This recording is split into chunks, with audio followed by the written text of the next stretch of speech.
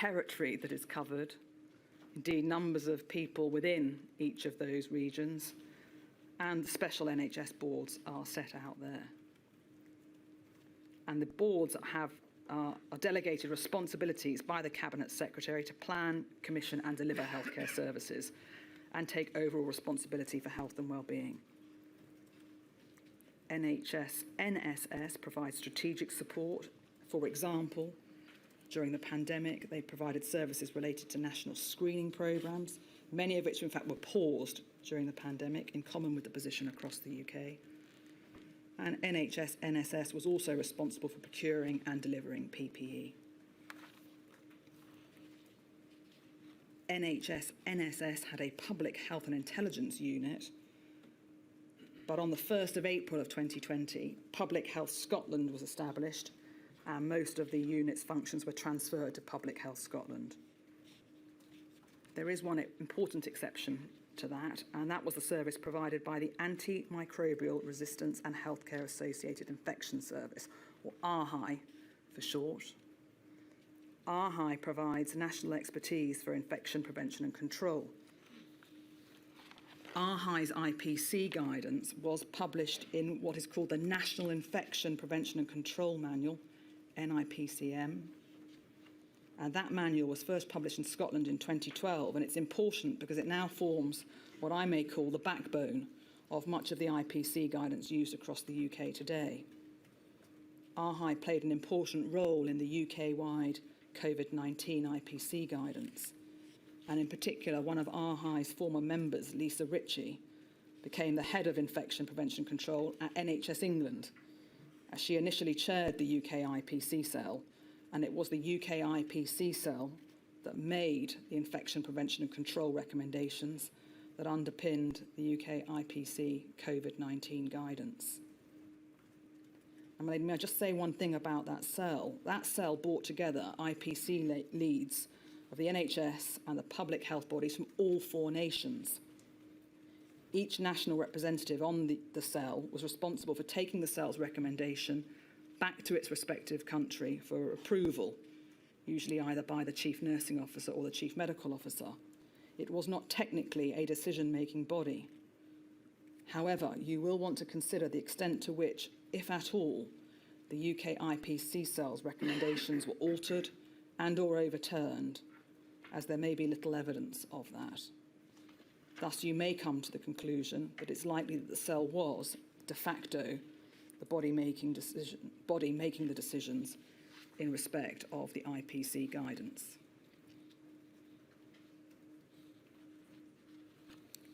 The structure in Wales has the Welsh ministers who set the high-level policy framework and the targets for the health service, which are then delivered by the local health boards and NHS trusts in Wales. There is a Health and Social Services Group, HSSG, which sets out the minister's expectations in respect of planning and performance, and the assurance it seeks from NHS organisations through its planning, delivery and compliance frameworks. The NHS in Wales is principally made up of different types of statutory bodies, the 7 local health boards, there are 3 trusts and 2 special health authorities. Now, in Wales, the healthcare services are primarily delivered by the 7 local health boards, who are responsible for planning, securing and delivering healthcare services for the benefit of their resident population within their geographical area. The term NHS Wales is commonly used to refer collectively to the local health boards and indeed the special health authorities, but unlike in NHS England, there is no central legal entity of this name. The ministers in post during the relevant period were Vaughan Gething until May 2021, followed by Eluned Morgan thereafter. And while delivery of the healthcare services is the responsibility of the NHS bodies, the Welsh ministers are responsible for monitoring the financial duties of the NHS bodies, and each board has to submit plans to the minister, setting out how they will use the funds, and those plans are then approved by the Welsh minister. At the start of the pandemic, Dr. Andrew Goodall was the Director General of Health and Social Services, also the Chief Executive of NHS Wales until September 2021, when he became the government's permanent secretary. Judith Paget took the role of Director General thereafter, and that of Chief Executive of NHS Wales. In Wales, in addition to the UK pandemic flu strategy to 2011, Wales also followed a number of other plans. There are three in particular: the Pan-Wales Operational Response Plan from 2019, the Wales Health and Social Care Influenza Pandemic Preparedness Response Guidance issued in February 2014, and then there was the Pandemic Influenza Extreme Surge Guidance for the NHS in Wales. Now, that latter guidance had been in draft form at the start of the pandemic, was updated for COVID-19 by the COVID-19 Health and Social Services Planning and Response Group. And that planning and response group's role was to consider the reasonable worst-case scenarios for COVID risk assessment and coordinate the response of planning across Wales. Public Health Wales was part of that planning and response group, and you'll be hearing from Public Health Wales' National Director. And so that, my lady, was a very quick and summary attempt to set out some of the structures in place at the highest level of planning and preparedness across the four nations. At a more local level, the spotlight evidence attests to some of the plans put in place by the trusts and hospitals and the considerable efforts they went to as the pandemic struck. May I deal, my lady, with one other topic, perhaps before we turn to our mid-morning break? And it's at the outset the issue of inequalities. Laws across the UK require public authorities to have due regard to certain equality considerations when exercising their functions. And I refer to these legal duties because, as my lady knows, the inquiry's terms of reference specifically set out that the inquiry will consider any disparities evidenced in the impact of the pandemic on different categories of people, including but not limited to those relating to protected characteristics under the Equality Act 2010 and the equality categories under the Northern Ireland Act 1998. I know that in previous modules you have heard from a number of experts who provided your ladyship with evidence about some of the many inequalities that existed pre-pandemic, which were exacerbated by the pandemic. You will recall the evidence given by Professors Marmot and Bamborough, who in Module 1 spoke, for example, of the socio-economic inequalities, such that the more deprived local authorities in the UK have worse health than the less deprived, and that those in more deprived areas have shorter lives and live more years in ill health compared to people living in less deprived areas. The expert spoke of ethnic inequalities in health, where, notwithstanding the concerns about the reliability of data, there was some evidence that ethnic minority people may have much poorer health than white people. Those ethnic inequalities have particular significance, in my submission, for the NHS. Amongst all the staff employed by the NHS, and there are 1.3 million in England as of March 2020, approximately 21% are from a black, Asian and ethnic minority background, or to put another way, 270,000 people. That includes a quarter of nurses and over 40% of doctors. And my lady will hear about the evidence of the disproportionate number of black, Asian and minority ethnic healthcare workers. You will hear concerns that those group of healthcare workers were often deployed to the frontline roles. So they were there with direct contact with COVID-19 patients and so needed PPE that not only fit them, but took account of religious dress, facial characteristics such as hijabs or beards.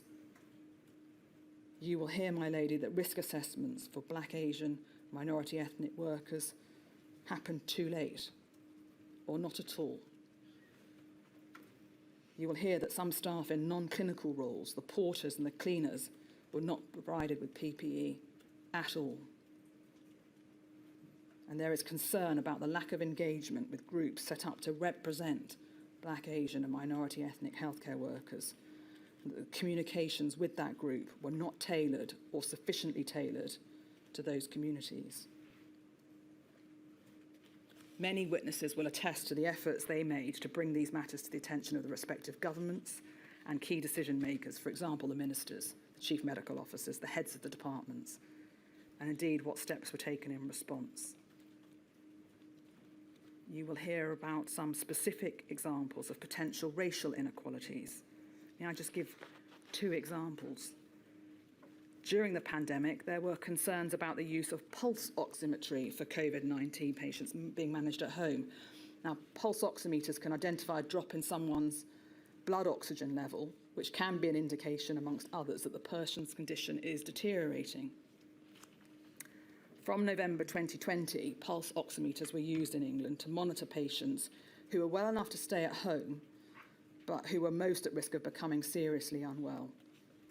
And concerns emerged that suggested that inaccurate and variable readings when the device was used on a darker skin were not appropriate. So, put it another way, the reading was inaccurate because it would suggest that oxygen levels were okay, when in fact they weren't, and it resulted in delays in those people potentially being taken to hospital and being treated. The NHS Race and Health Observatory conducted a rapid review of the evidence of inaccuracies in pulse oximeters, and you'll hear more about that and the observatory's other work when Mr. Naqvi, their CEO, gives evidence. During an Every Story Matters listening event, healthcare professionals from ethnic minority backgrounds recalled their own heightened concerns about personal safety and the risk of COVID-19 after learning that people from those backgrounds were more at risk. You will hear, my lady, particularly at the start of the pandemic, that formal equality impact assessments were not always carried out. A consequence of this was that health inequalities, defined as avoidable, unfair, and systematic differences in health between different groups of people, were not properly taken into account when measures to address the pandemic were designed.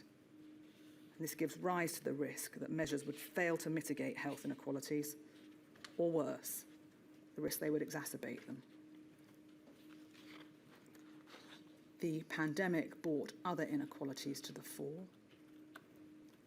In their witness statement, for example, Age UK highlighted that age is the single biggest risk factor for experiencing severe illness and dying from COVID-19. Age UK point to data which suggests that even after accounting for people's health, sex and ethnicity and other characteristics, when compared to someone aged 60, the risk of dying was about doubled for someone aged 70 and almost quadrupled for someone aged 80. PPE, masks and the like, made spoken communication more challenging, particularly for patients who have additional communication needs, such as the deaf and hearing impaired, who couldn't lip read when people were wearing masks.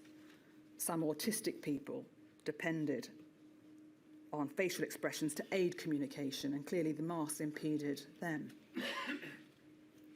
The increased use of remote consultations impacted many people. For example, the move to remote consultations was difficult for people who spoke no English or for whom English was a second language. For older people, for those who lack confidence in their ability to accurately self-test. In the context of maternity care, there is some evidence to suggest that early in the pandemic, remote support did not work well for those who were breastfeeding. And my lady, you'll hear from witnesses called on behalf of MENCAP and the Disability Charities Consortium. MENCAP's CEO will tell you about MENCAP's concerns that visiting guidance had on those with learning disabilities and its concerns about do not attempt CPR. I'll return to that topic later. The Disabilities Charities Consortium raised similar concerns, and they rhetorically ask this. To use their words, they want to know whether disabled people were treated, quote, as an afterthought during the pandemic. My lady, these are just some of the disparities and inequalities that emerge from the evidence in Module 3, and I know my lady will be keen to hear more about these matters as the public hearing progresses.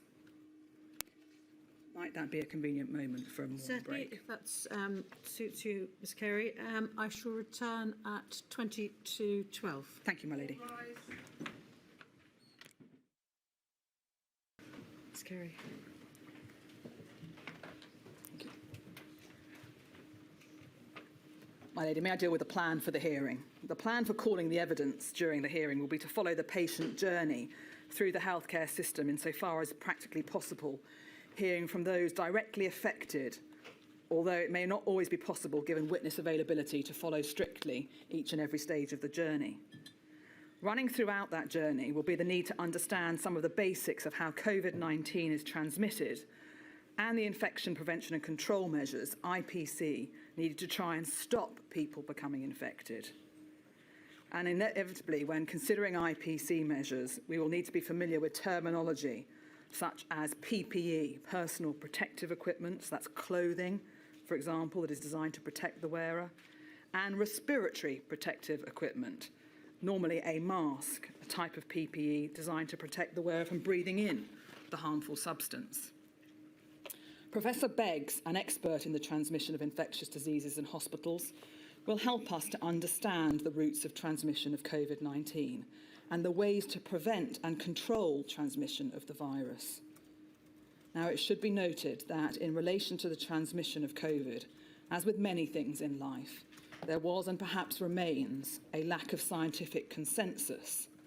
There are diverging views, each of which may be supported by a reasonable body of scientific evidence.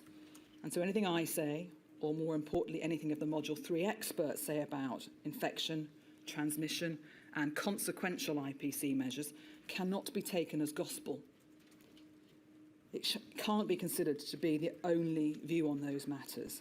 And importantly, and perhaps unhelpfully, you may think, there does not always appear to be consistent and agreed terminology.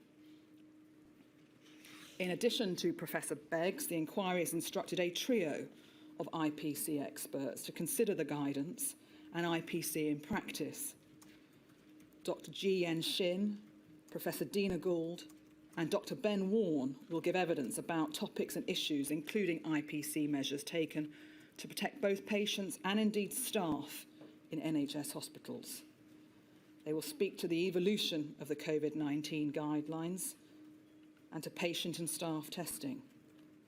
And I anticipate that you will be assisted by other expert and indeed other witness evidence, for example, from the public health agencies, the chief medical officers, the chief nursing officers, and others who will be able to assist on this topic. I do, however, need to cover some background at the outset in relation to transmission and IPC. The need for the inquiry to consider what was known about how COVID was transmitted arises because the consequences for the types of infection and IPC measures which were needed to be adopted and the PPE that should be worn. COVID-19, as you know, was a pathogen known as SARS-CoV-2. It's an organism that causes the disease. That became known as the WHO named it in February of 2020 as COVID-19. It's a respiratory disease transmitted through respiratory particles that contain the virus. Now, for ease, I'm going to refer to both the virus and indeed the disease as COVID-19.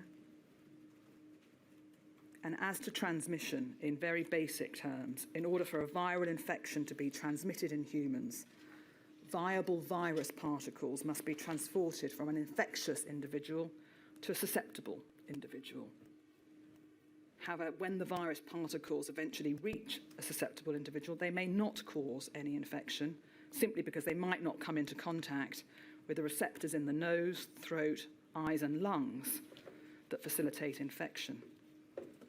And so that means that in order for an infection to spread, infectious individuals must shed virus particles into the environment in such numbers that eventually some of those reach the receptors of the susceptible person. Now, there are various ways that a respiratory virus can be transmitted, including and often in combination with each other. And it may help us to have this simple diagram on screen.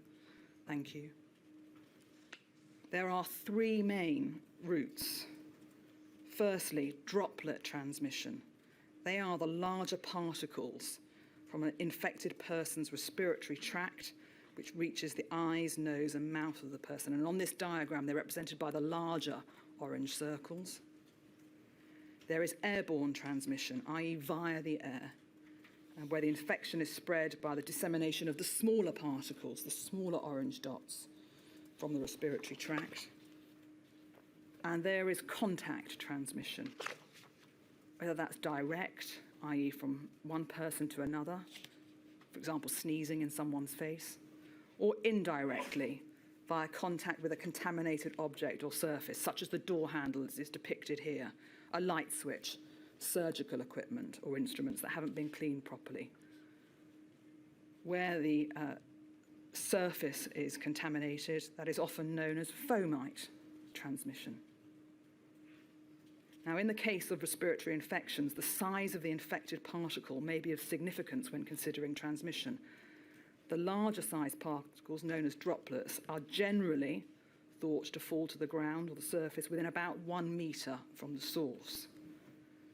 The smaller particles are known as aerosols, and the reason that the size is important is because whilst the larger droplets are considered to settle rapidly, the smaller droplets, the aerosols, can remain in the air for longer, travel longer distances, and so are considered to be transmitted by the airborne route. When considering airborne transmission, Professor Beggs will provide you with a background to what he considers to be an historical confusion surrounding the size and behaviour of respiratory particles that are exhaled. In part, the problem is said to arise from the terminology used by different scientific disciplines to describe these particles, and the language used by the medical community is not always the same as that used by physicists and engineers. This, he states, is not merely a question of semantics.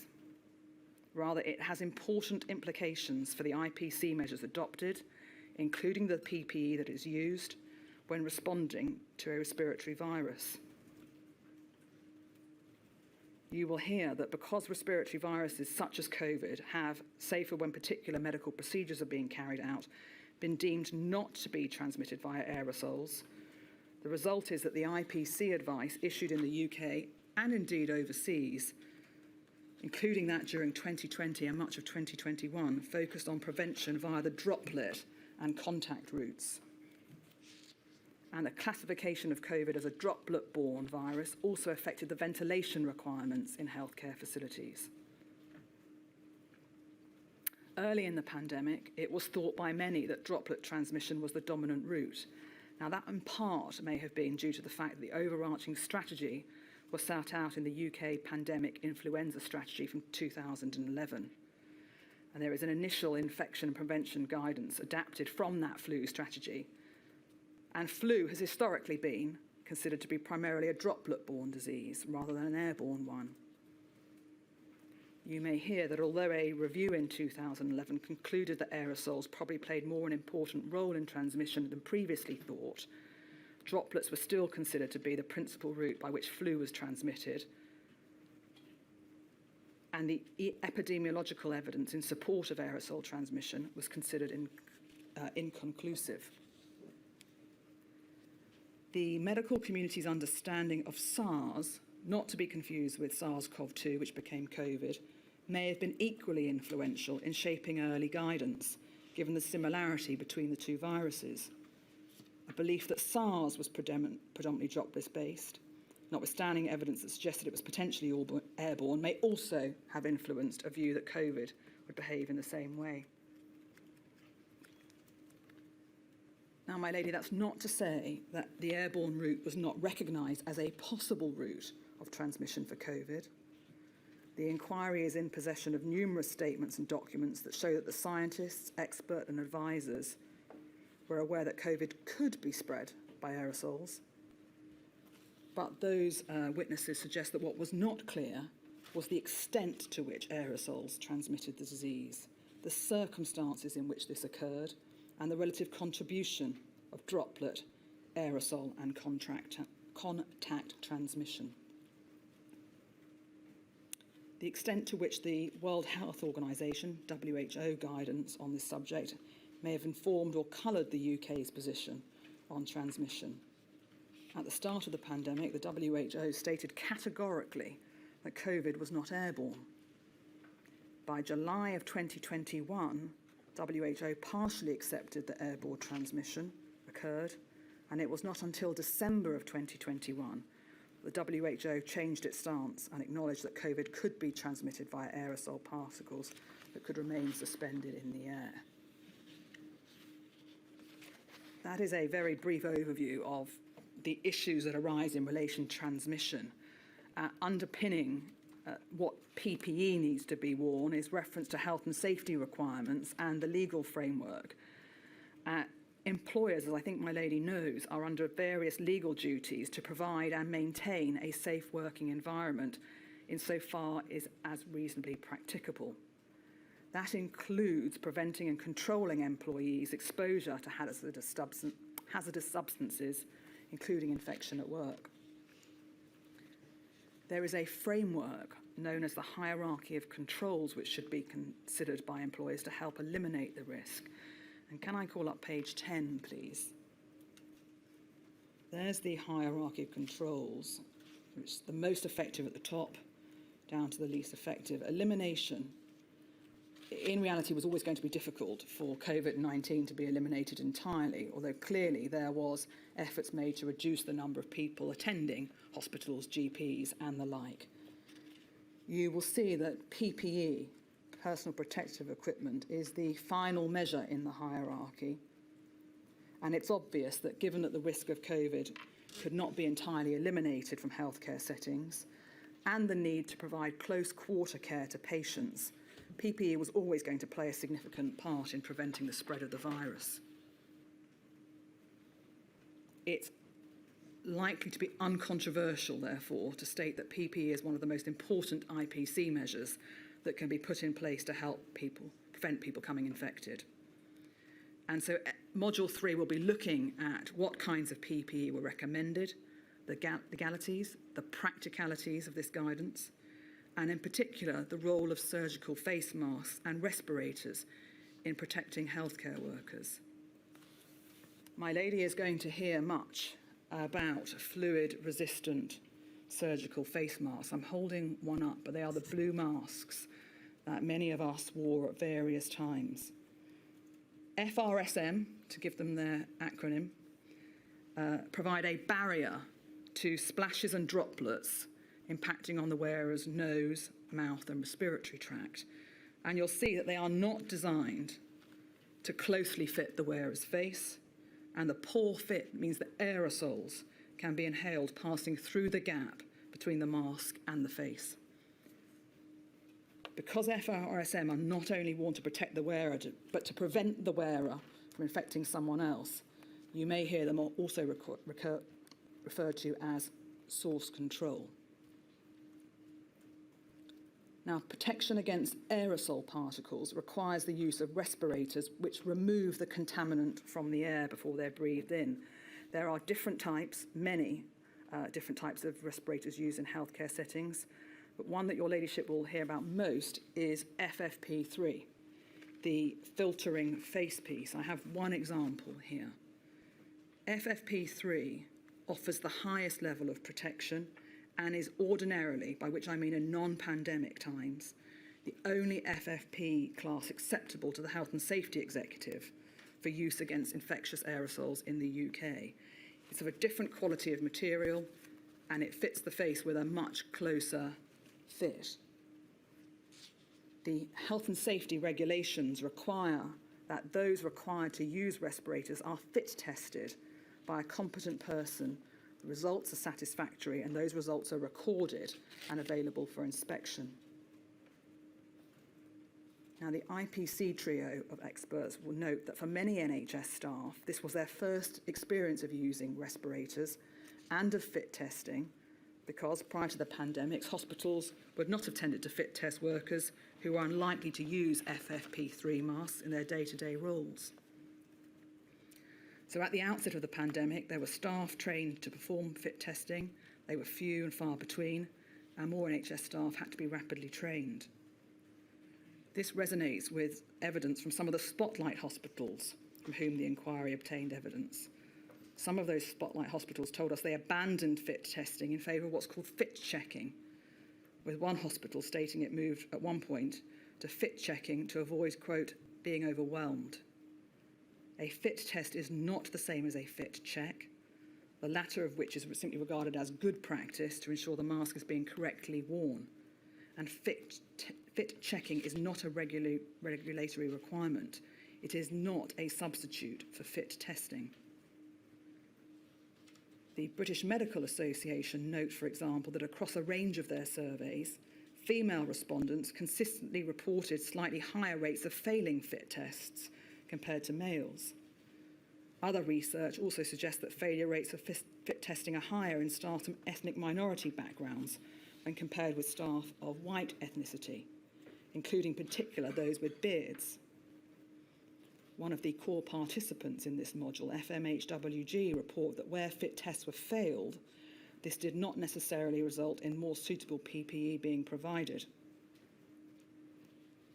And so, my lady, I just want to briefly summarise what PPE was recommended for healthcare workers and when. This is by no means a reference to all of the guidance that was issued, but it's to give you an indication of some of the issues that will arise in the evidence. And may I start with the position as at January 2020. As you heard in Module 2, in January of 2020, COVID-19 was designated as a high consequence infectious disease, or HSID. HSIDs are highly transmissible infections and are defined according to a set criteria, which includes the fact that they typically have a high case fatality rate.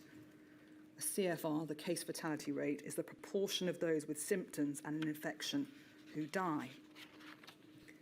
And you will hear that because of the mode of transmission for an HSID is often unknown at the early stages, and because certain procedures that generate aerosols are often required to be performed on HSID patients, HSIDs require a high level of PPE to be worn. But it should be noted that the mode of transmission does not determine whether a disease is an HSID or not.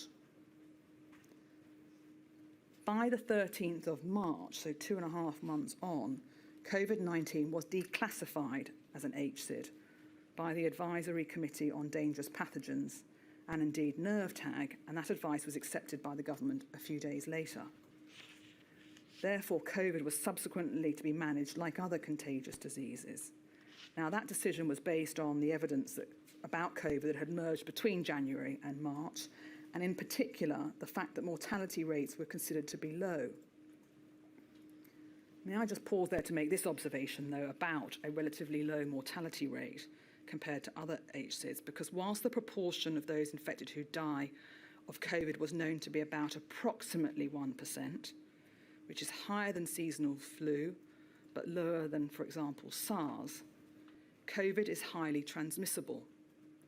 So if lots of people get infected, even if the fatality rate is relatively low, you will still get high numbers of deaths.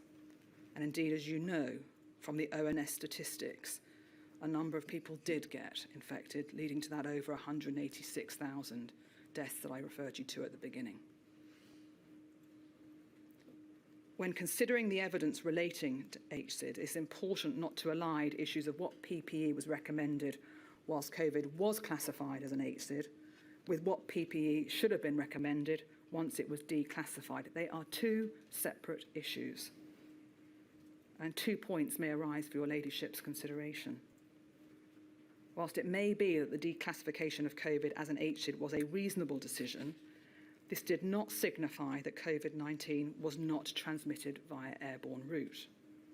And equally, just because a higher level of PPE was used whilst COVID was classified, that doesn't automatically mean that the higher level of PPE for healthcare workers was no longer appropriate once the disease had been declassified.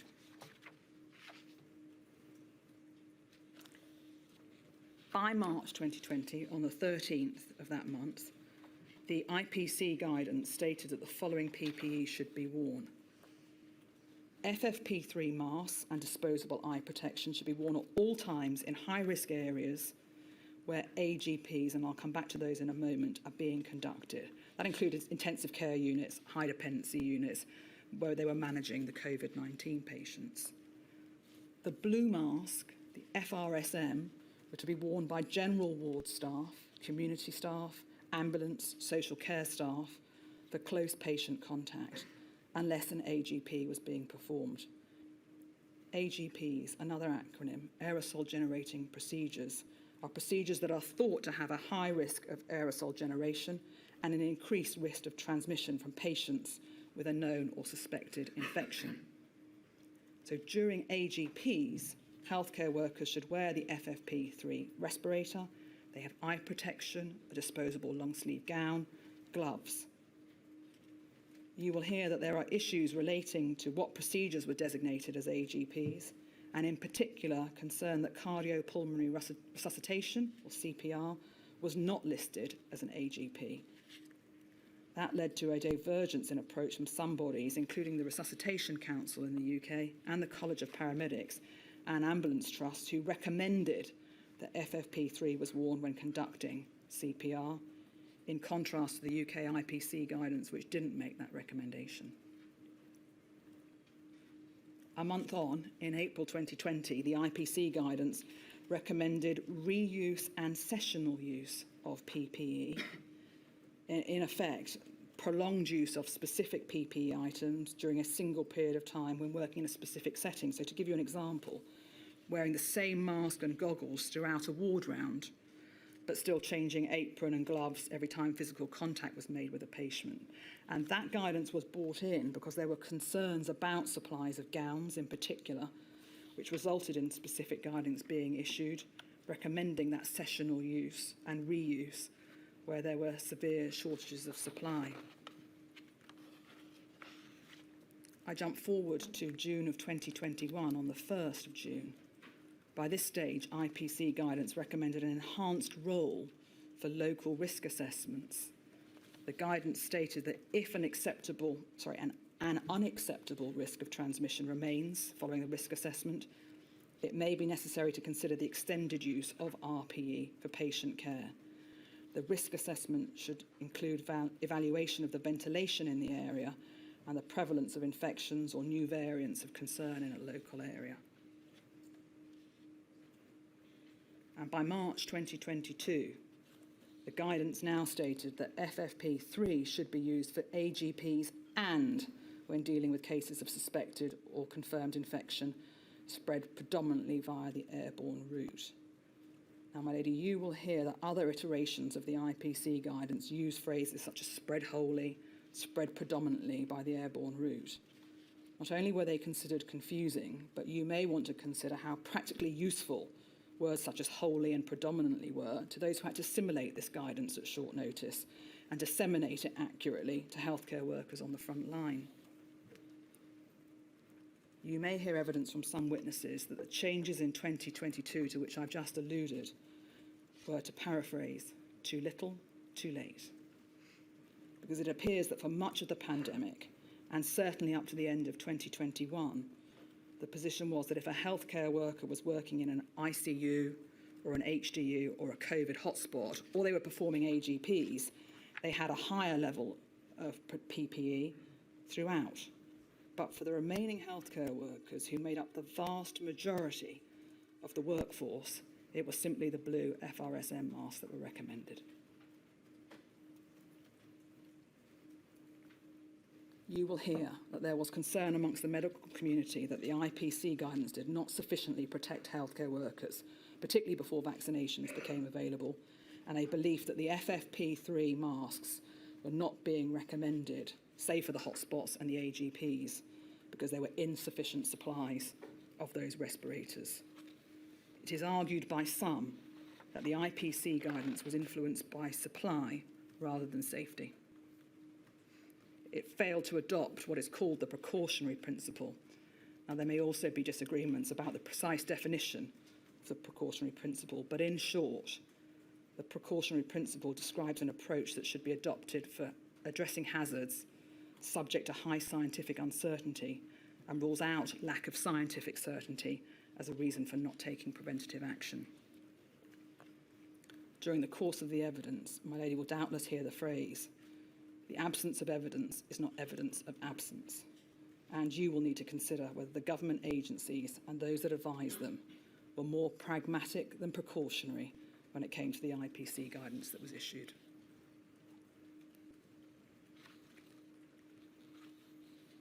Can I deal with symptoms and asymptomatic infection?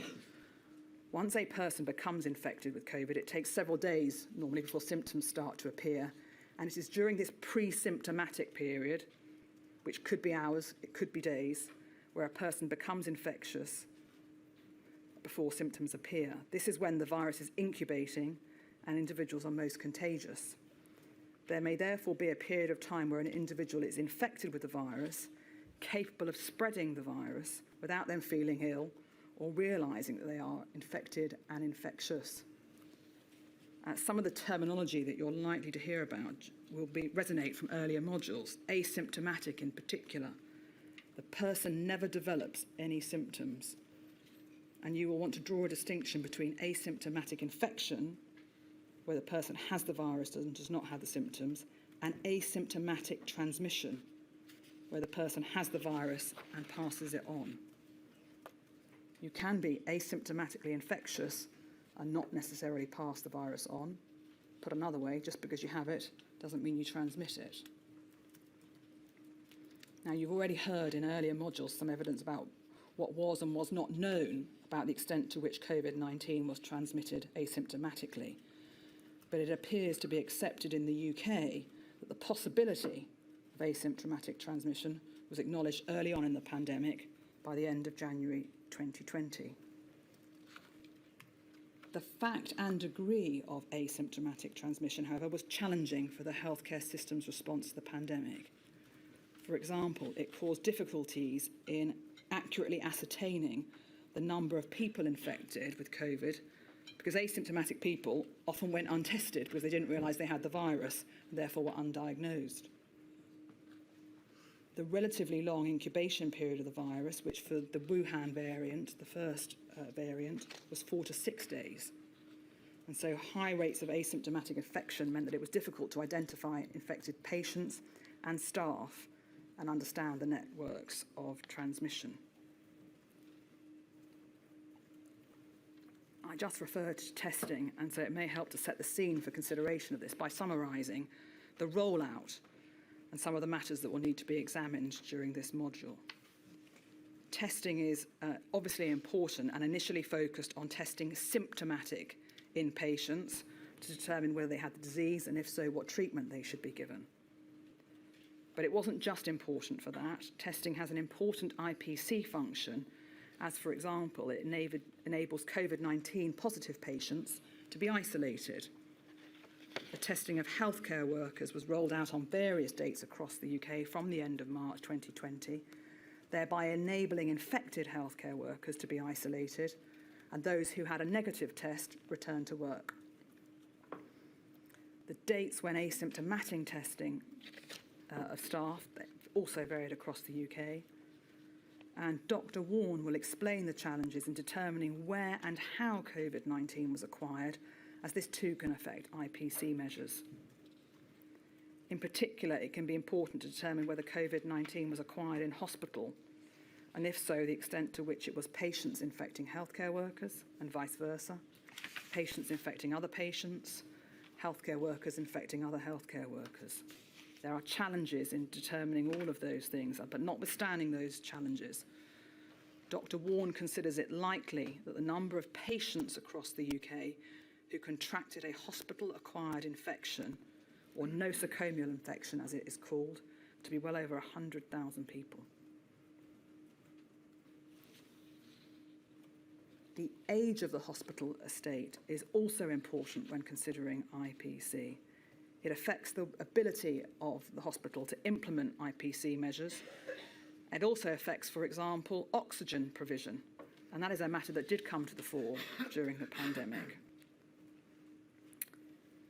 Can I deal firstly with ventilation? In England alone, the NHS estate encompasses some 17,000 buildings, and whilst not all of those are hospital, 12% of the total estate predates the founding of the NHS. That was in 1948. Around 17% is over 60 years old, and about 44% is 30 to 60 years old. If one thinks about it in relation to implementing IPC measures, the number of single occupancy patient rooms, the ability to socially distance in wards, to open the windows, to separate COVID and non-COVID patients are all important. And in this regard, good ventilation is key. Can I put up on screen, please, 474319 on page 11? Thank you. I just want to say one thing, a couple of things about ventilation. That's the process where clean outside air is introduced into a room space to flush out any virus, other pollutants. It doesn't completely remove all infectious aerosols in the room. Its aim is to dilute and reduce the concentration of aerosols to a safe level. And so generally speaking, the better the ventilation, the lower the concentration of COVID in the room. And if one looks at this diagram that Professor Beggs will speak to, one can see there that it's set out the position, the virus is the blue dots, but clearly an infectious person has left the room at 2:30. In looking at the top brown row, at 2:30 when they've left, in a poorly ventilated room, there is a large concentration of the virus. And even 1 hour later, continuing to the top right side of the page, there is still a fair concentration of the virus in that room. Contrast that, if your ladyship will, with the good ventilation at the bottom. It includes there the ceiling fan, a window that can be opened, a portable air cleaner in this case. There is less of it even just shortly after the infected person has left. And by 3:30, a significantly different picture painted. Now, my lady, that is obviously a simplistic diagram. But if one pauses to think about an old hospital ward with multiple beds and windows that don't open and aging ventilation systems, one can see how important ventilation is in healthcare settings. And Professor Beggs will tell you that ventilation in English healthcare systems is governed by health technical memoranda. Those memoranda give advice and guidance on the design, installation and operation of specialised building and engineering technology for use in healthcare systems. There are similar HTMs in Scotland, and the HTMs were written before the COVID-19 pandemic. And Professor Beggs will tell you that ordinarily they prioritise comfort, odour, energy efficiency over infection. He considers the HTMs to be outdated based on the current understanding of airborne transmission and in urgent need of updating. Thank you. You can take the diagram down. Thank you. I mentioned oxygen supply issues. The impact of the ageing NHS estate on pandemic response was also seen in the capacity of the piped oxygen supply system in many hospitals. And that was a matter about which a number of the spotlight hospitals were asked. By way of example, you may recall seeing reports in the news about oxygen supply issues in Watford General. That was one of the inquiry spotlight hospitals. Now, back on the 4th of April of 2020, the hospital declared a critical incident due to oxygen supply issues. In short, the previous month, they'd wanted to undertake an urgent upgrade of their ability to supply oxygen, but unbeknownst to the hospital's trust, the Department of Health had instructed that work is stopped on bulk oxygen systems that had not been prior approved. A few days before the critical incident, there were warning signs when on the morning of the 1st of April, the alarm panels at Watford General were triggered, indicating there was high pressure in the oxygen delivery system. That matter was raised over the course of the next few days with various bodies who tried to assist in having, for example, a mobile unit delivered to Watford Hospital. But come the 4th, as a result of the critical incident being declared, approximately 60 ambulances were diverted and 7 inpatients were transferred to other hospitals out from Watford General. Now, I should add that by the end of the day, oxygen capacity had been increased, and 7 days later, new evaporators were delivered. But that is a snapshot of the types of problems caused by an ageing estate that couldn't supply the requisite amount of oxygen to the hospitals. May I turn now to some of the other matters set out in Module 3's scope, and firstly, the position in relation to GPs. For many of us, the GP is the first port of call. And at the onset of the pandemic, there were approximately 35,000 full-time equivalent GPs in the UK. But as Dr. Michael Mulholland, the Honorary Secretary of the RCGP, will tell you, there were concerns pre-pandemic that there were simply not enough GPs to meet the level of demand. Pre-pandemic, the RCGP also called for investment to increase and enhance digital infrastructure. And you may think that recommendation was rather prescient, given that the pandemic saw a significant increase in remote consultations. Module 3 has instructed Professor Adrian Edwards to prepare an expert report on the impact of the pandemic on general medical practice. One of the matters he highlights is the rise in the number of telephone appointments during the pandemic. To give one example, in England in March 2020, there were 6.6 million telephone appointments. 1 year on, there are 11.4 million. It should be noted, however, that both Professor Edwards and indeed the RCGP consider that remote consultations are not appropriate for all patients. This echoes the sentiments of many contributors to Every Story Matters, who spoke of how difficult it was to assess patients without seeing them in person. They described remote consultations as risky and worrying. The contributors said they lost valuable insights they would usually gain from in-person appointments. There were significant fluctuations in GPs' workloads during the onset of the different waves of the infection and across different parts of the country. During later stages of the pandemic, there was a need for GP staff to support the vaccination effort alongside their usual care. And there was a significant impact on GPs in relation to shielding. Staff in every general practice had to go through their systems, identifying patients who should be advised to shield. Those systems were imperfect. Not all illnesses were recorded that would have correctly coded in a patient's records. Medications, again, which would have influenced the assessment, weren't necessarily recorded in the records. And you may hear concerns that from the outset, it was unclear who should be in the shielding group and who should not. Practices report receiving a significant number of calls from patients asking for advice on this.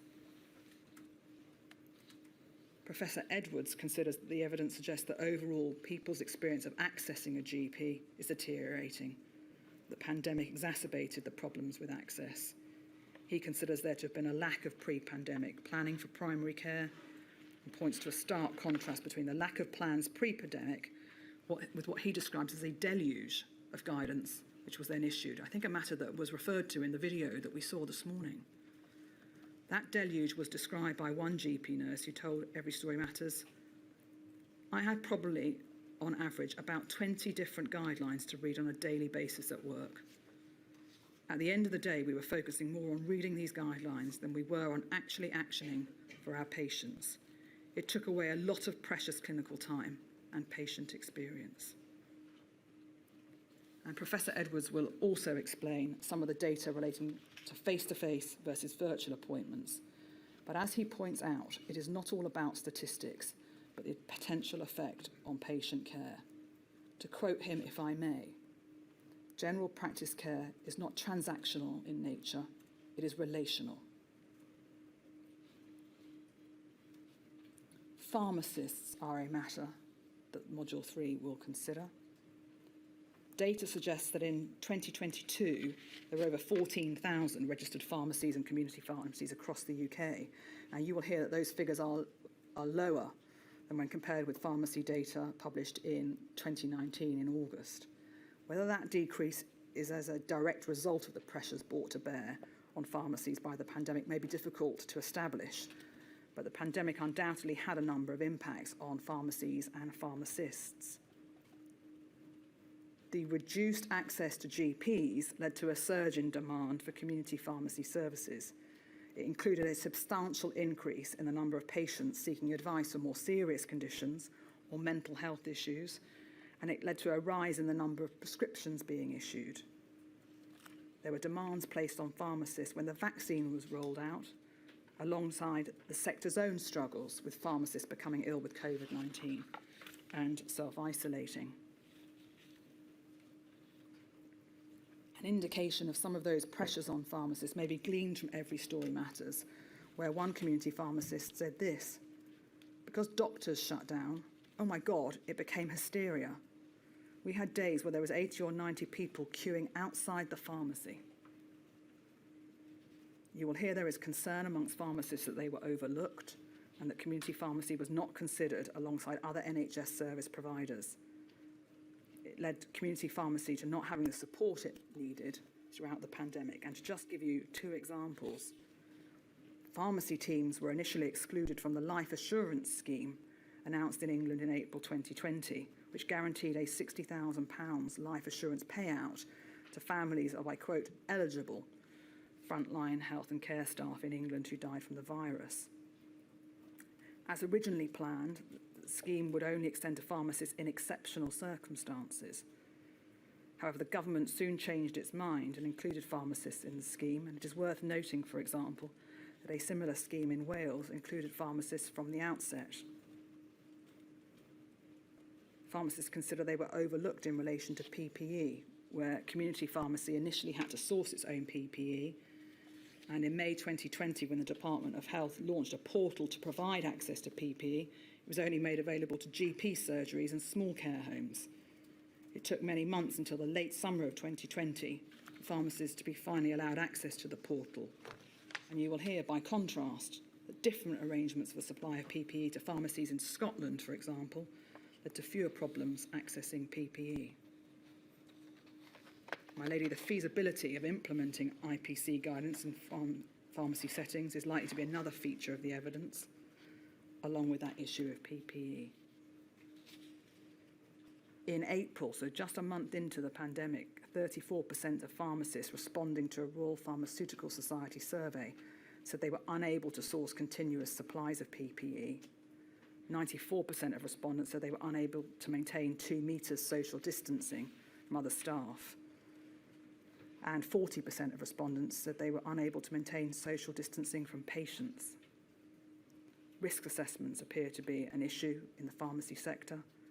There are results from a survey from the RPS and the UK Black Pharmacists Association in June 2020 that found that more than 2/3 of pharmacists and pre-registration pharmacists from ethnic minorities across primary and secondary care had not yet had access to a COVID-19 risk assessment. That was nearly 2 months after the NHS said they should take place.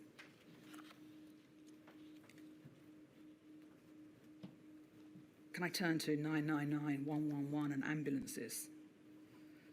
Across the UK, there are 10 ambulance trusts in England, a Welsh ambulance trust, a Northern Ireland ambulance social service, health and social care trust, and there's a Scottish ambulance service.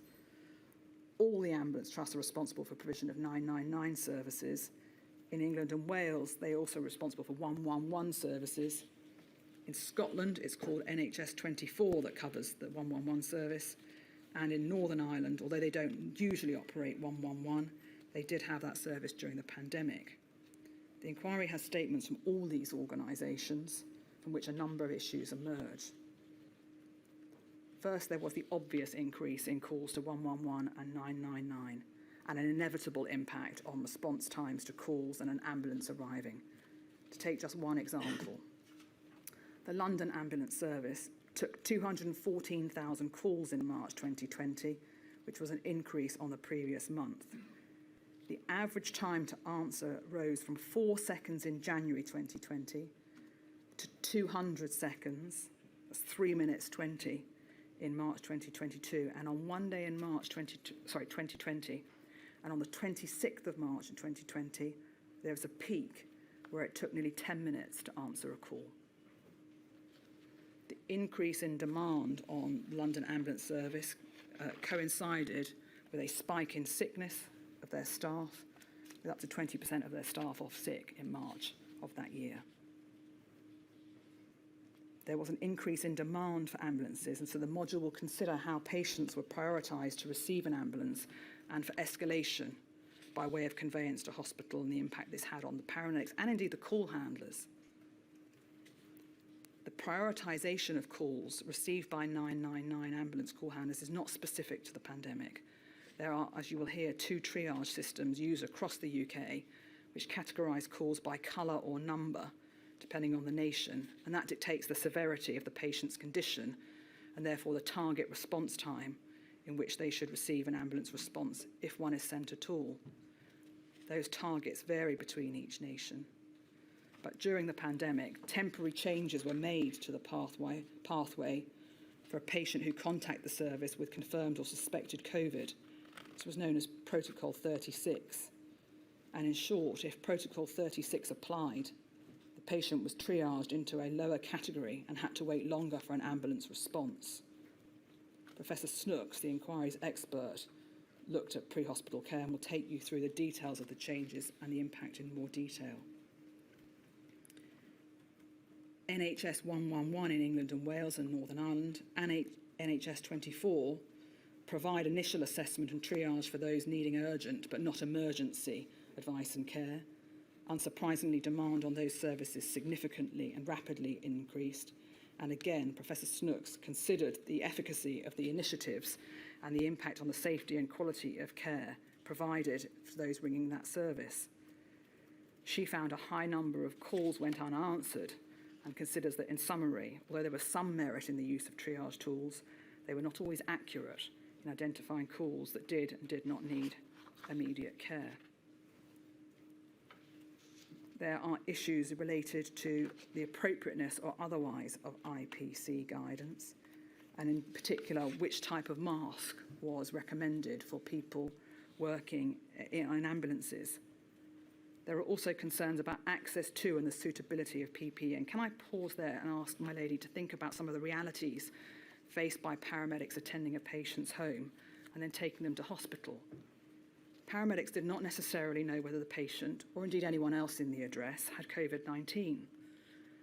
It was not possible to socially distance in the back of an ambulance.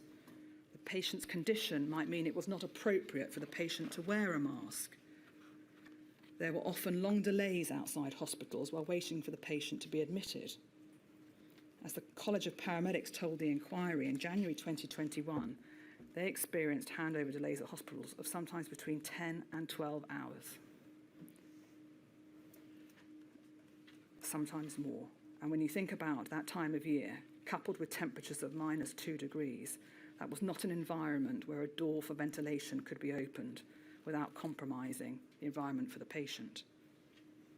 There were the additional burdens caused by the need to clean and decontaminate the vehicles. And the College of Paramedics and indeed a number of ambulance trust members reported that the disposable aprons they were provided as PPE were completely impractical, and that once outside, any spillages or pathogens that might be on them were blown into the paramedics' face by gusts of wind. I touched there on the issue of handover delays, and your ladyship will hear from Catherine Henderson, the president of the Royal College of Emergency Medicine, who speaks about the impact of handover delays on the emergency departments. She notes the harmful effects on patient care that are caused by delays in the emergency department in assessing, treating, and then deciding to admit patients. And that brings me on in the patient journey to the hospital. And it hardly needs saying that for some people, COVID took a devastating toll on their physical health, attacking as it did vital organs, the heart, the lungs, the kidneys, such that there was a significant increase in the need for more intensive care beds and staff. Now, you will hear about the attempts to increase intensive care capacity. There is no doubt that it did increase, but you will nonetheless need to consider whether there was still an inability to care for some patients in an ICU setting with the amount and type of care that they needed.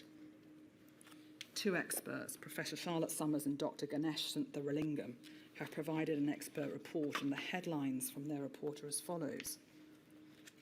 The UK entered the pandemic with less ICU capacity, by which I mean fewer staffed, equipped ICU beds than other developed countries and healthcare systems. Figures provided by the Intensive Care Society indicate the UK entered the pandemic with just 7.3 critical care beds per 100,000. By contrast, Germany had 28.2 beds per 100,000, and the Czech Republic had 43.2 critical care beds per 100,000.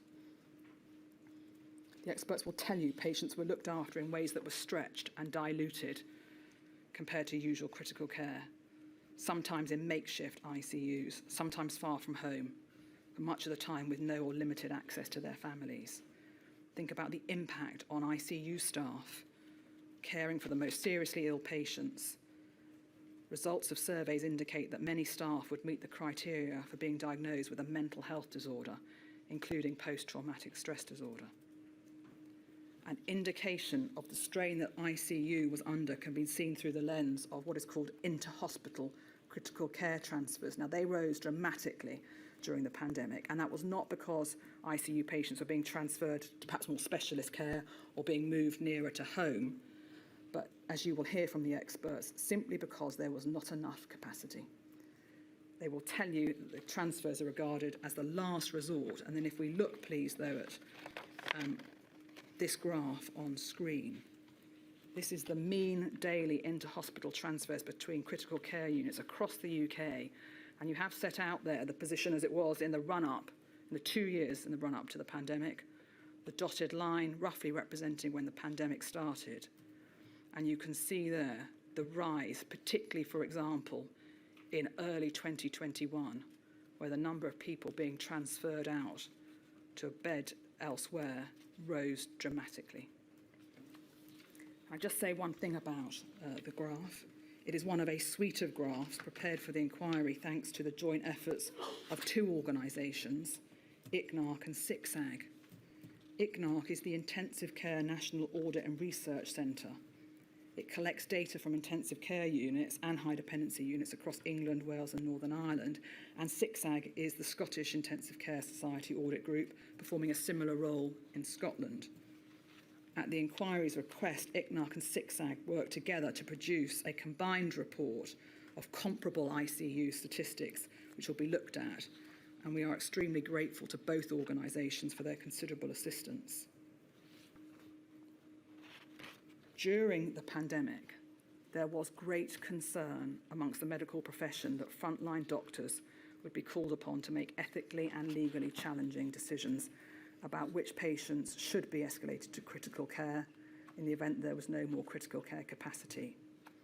You'll hear that for a brief period of time, the Department of Health convened a working group to consider and develop a clinical prioritisation tool to be used in the event that saturation of critical care resources was reached.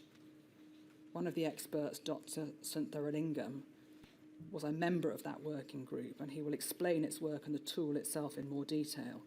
In fact, the tool was stopped very shortly after it was asked to be worked on, because it was considered that critical care resources would not in fact be so stretched that the tool was needed.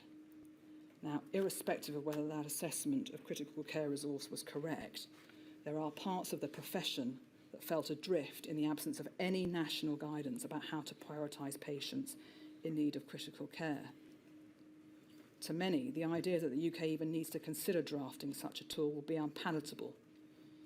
But as, for example, the British Medical Association point out, had workable guidance been available, then in the BMA's view, this would have gone a considerable way to addressing doctors' concerns about personal or legal liability and would have helped manage moral distress.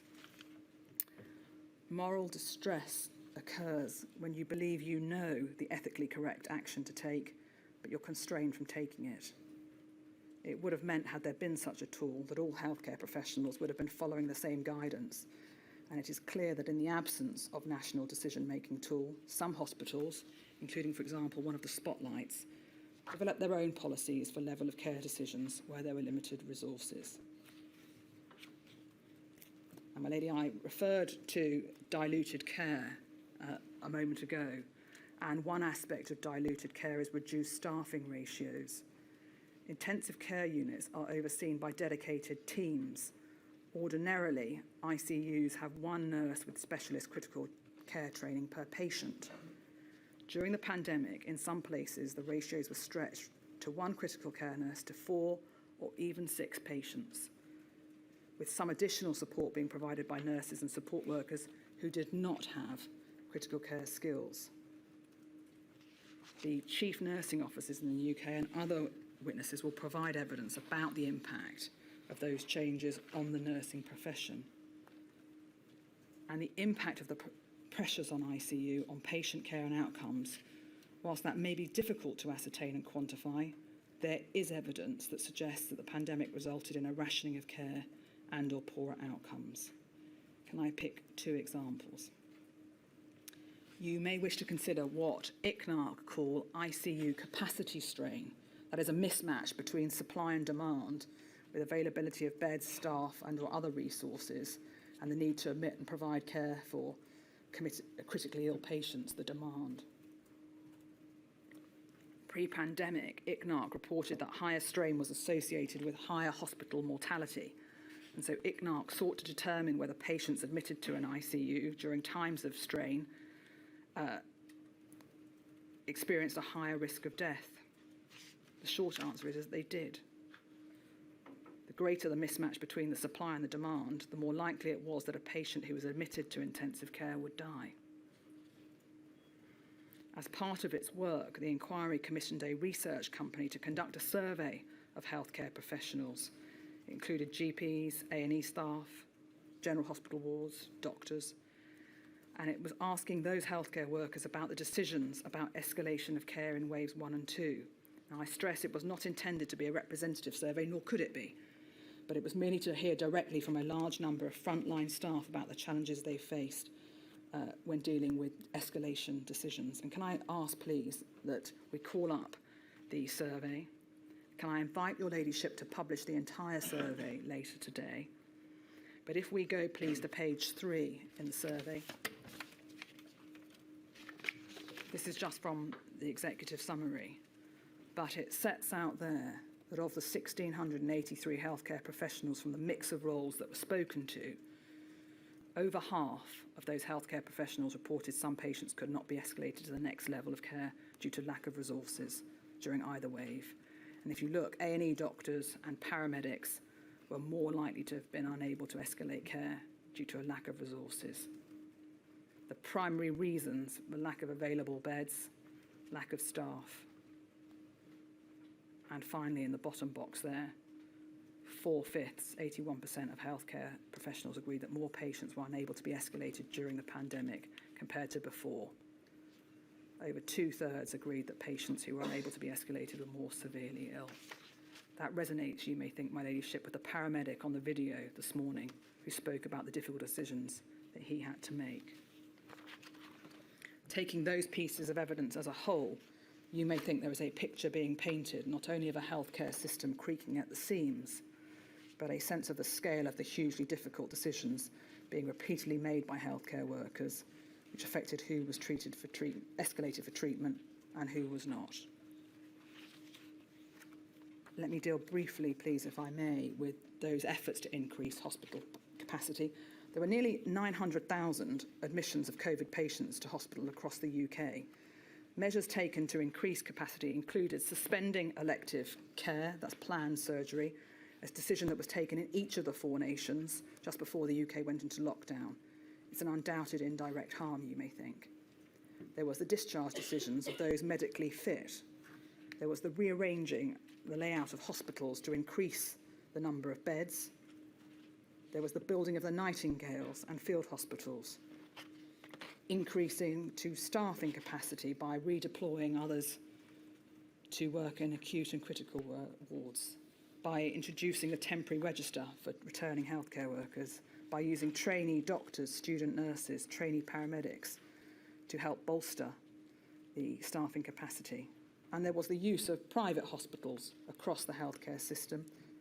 Those arrangements are not new, but during the pandemic, how private hospitals were used varied from nation to nation. Those measures will be examined in more detail throughout the hearing. Let me just say something about Nightingales, please, if I may. And can I call up on screen, please, page 19 of 474319. During the pandemic, there were the Nightingale hospitals in England and Northern Ireland, the Louisa Jordan, as it was known in Scotland, and in Wales, the use of planned and actual field hospitals, often used as step-down facilities. They were all set up to provide extra capacity as modelling suggested that demand for hospital beds might be exceeded. And, my lady, I'm not going to take you through what can be seen on the map. There are 1 in Scotland, 2 hospitals in Northern Ireland, a number of planned and actual hospitals in Wales, and 7 in England. And we have obtained evidence from all of those who can speak to why they were set up, how they were used. It was not all that were used for COVID patients. They were not all critical care capacity. They were used in a variety of ways to carry on elective surgery, used as vaccination centres in due course. And the evidence that we will consider will look at that. Staffing capacity is clearly a matter of concern. There were high vacancy rates across all sectors of the UK going into the pandemic. Nursing levels were low and nursing vacancy rates were high. And clearly COVID caused additional staffing pressures. For example, in England, in April 2020, figures provided by the BMA suggest that 30% of recorded NHS staff absences were COVID related. In Scotland, there was absences that were highest in April and June 2020. In Wales, absences peaked in April 2020. And in Northern Ireland, absence due to COVID-19 was actually highest in January and March 2022. If one stands back, it appears that the UK entered the pandemic with not enough staff, was then compounded by staff absence through illness, staff being absent through shielding, staff lost because they had long COVID, and that's before one even considers the long-term impact on the morale and well-being of healthcare workers who were simply burnt out. It is little wonder, therefore, as you stated in the Module 1 report, the inquiry also heard that there were severe staff shortages, that a significant amount of the hospital infrastructure in England was not fit for purpose. You said this, my lady. This combination of factors had a directly negative impact on infection control measures and on the ability of the NHS and the care sector to surge up capacity during a pandemic. The health and social care services in Wales and Scotland confronted similar challenges to England. My lady, may I pause there and invite you to consider taking an early lunch? I have a few matters I would like to address afterwards, but if your ladyship is content, and indeed the stenographer is, I'm happy to carry on for another few minutes. I'm in your ladyship's hands. Perhaps carry on just for a few more minutes? Certainly. Can I turn then to matters relating to death, end of life and DNA CPRs? This is an undoubtedly distressing and painful topic when considering the numbers of people who died. The first COVID death in England was on the 5th of March. It was a little bit later in Scotland on the 13th, 3 days later in Wales, and 2 days after that in Northern Ireland. You know at the outset I said there were 186,668 deaths involving COVID-19. Can I just look briefly, please, at page 20 of the document? Thank you. And can I ask your ladyship to look at the second column that refers to age-standardised mortality rates per 100,000. It'll be appreciated that England has by far the largest population in the UK, and so as you would expect, it has a higher number of recorded deaths, but the age-standardised mortality rates allows comparisons to be made across the different population sizes, different age distributions, and you will see there that Scotland, towards the bottom of the table, in fact had the lowest rate of deaths per 100,000 at 124.9. England has 145. Wales was slightly less than that at 144. And indeed Northern Ireland slightly less at 130.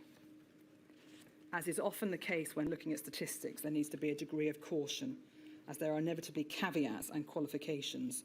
There were differences in the way that the Department of Health recorded deaths. It was initially there had to be a positive test. That was changed in due course again in August 2020. It was changed and deaths were counted as COVID deaths if the patient died within 60 days of testing positive. The availability of testing will also have an effect on how COVID was recorded on a death certificate. And of course, there was limited testing capacity at the start of the pandemic, which may mean that some patients died who may have had COVID, but were not tested and therefore not recorded as a COVID death, whether by any of the health authorities or statistical agencies. Ascertaining how many healthcare workers died of COVID-19, and of that number, those who caught the infection at work, is not straightforward due to competing estimates and incomplete information. Figures from the statistics authorities across the UK indicate there have been 904 deaths involving COVID-19 of healthcare workers. Now, that figure only includes those aged between 20 and 64 and covers slightly varying time periods. Contrast that with data provided by NHS England, who, as at the 3rd of July 2023, had recorded 559 NHS staff as having died of COVID-19.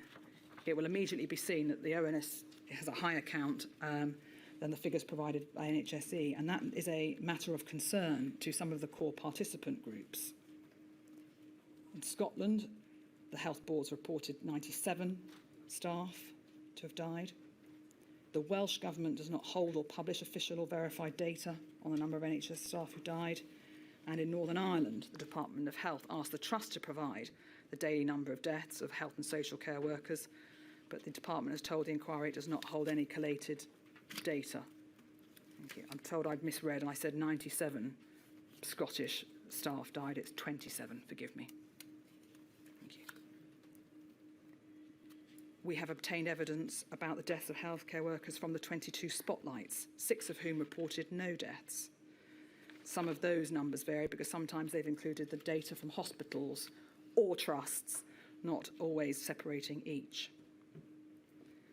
And there are regulations, which may be a good point to deal with just before lunch, and then at least some other matters to just after. There are regulations in place that may be a way of ascertaining the number of healthcare workers' deaths. They are called the RIDDLE regulations, the Reporting of Injuries, Diseases and Dangerous Occurrence Regulations 2013. RIDDLE requires, in this context, employers to report specified workplace incidents to the Health and Safety Executive. In the context of healthcare workers in a healthcare setting, the HSE considers that those reportable incidents include cases of disease or deaths arising from COVID only when the employee has been infected with the virus through deliberately working with it, such as in a laboratory, or being incidentally exposed to the virus. Incidental exposure can occur within the healthcare setting where people are known to have COVID, known as occupational exposure. Now, evidence from the HSE notes that RIDDLE was drafted to capture single one-off unexpected events and was not intended to be used in a pandemic involving thousands of instances of infection, where an employer may be required to make a judgment as to whether the worker caught it at work as a result of workplace exposure or from the wider community. My lady will hear from a witness from the HSE who will go into this in more detail. But the HSE itself looked at the data, which was collected from the 10th of April 2020. RIDDLE reporting indicates there were 12,330 non-fatal occupational disease reports and 170 fatal reports between their reporting in April 2020 and March 2022.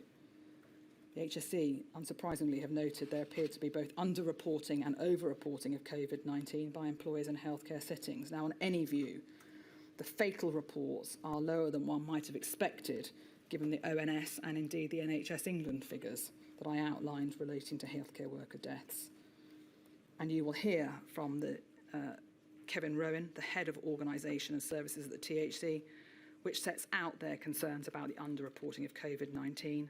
That's a topic likely to be touched on by other witnesses as well. Thank you very much, Ms Carey. We'll take the luncheon break now. I shall return at 10 to 2.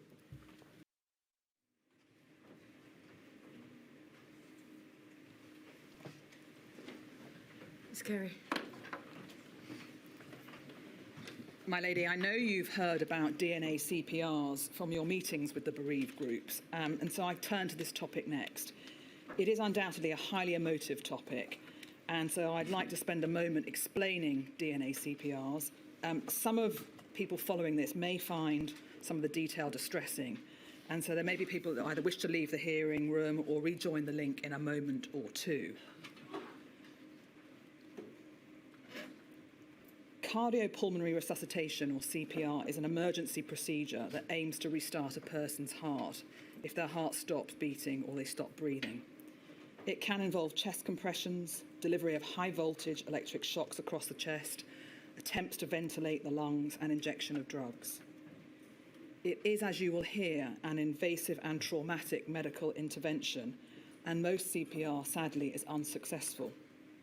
The survival rates are relatively low. In hospitals, the average proportion who survive is 15 to 20%. Out of hospital, the survival rate is lower.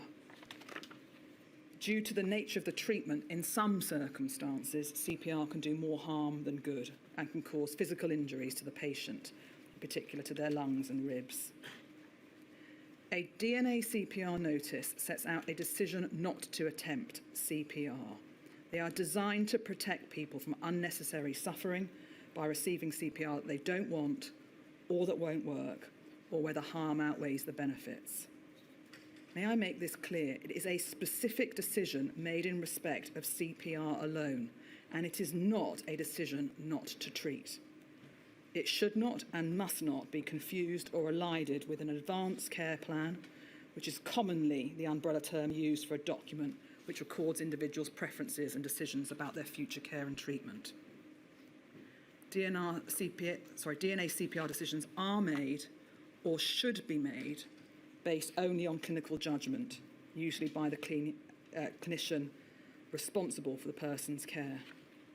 And wherever possible and appropriate, a decision about CPR should be agreed with the whole care team involved in the person's care, and wherever possible, made in consultation with the person.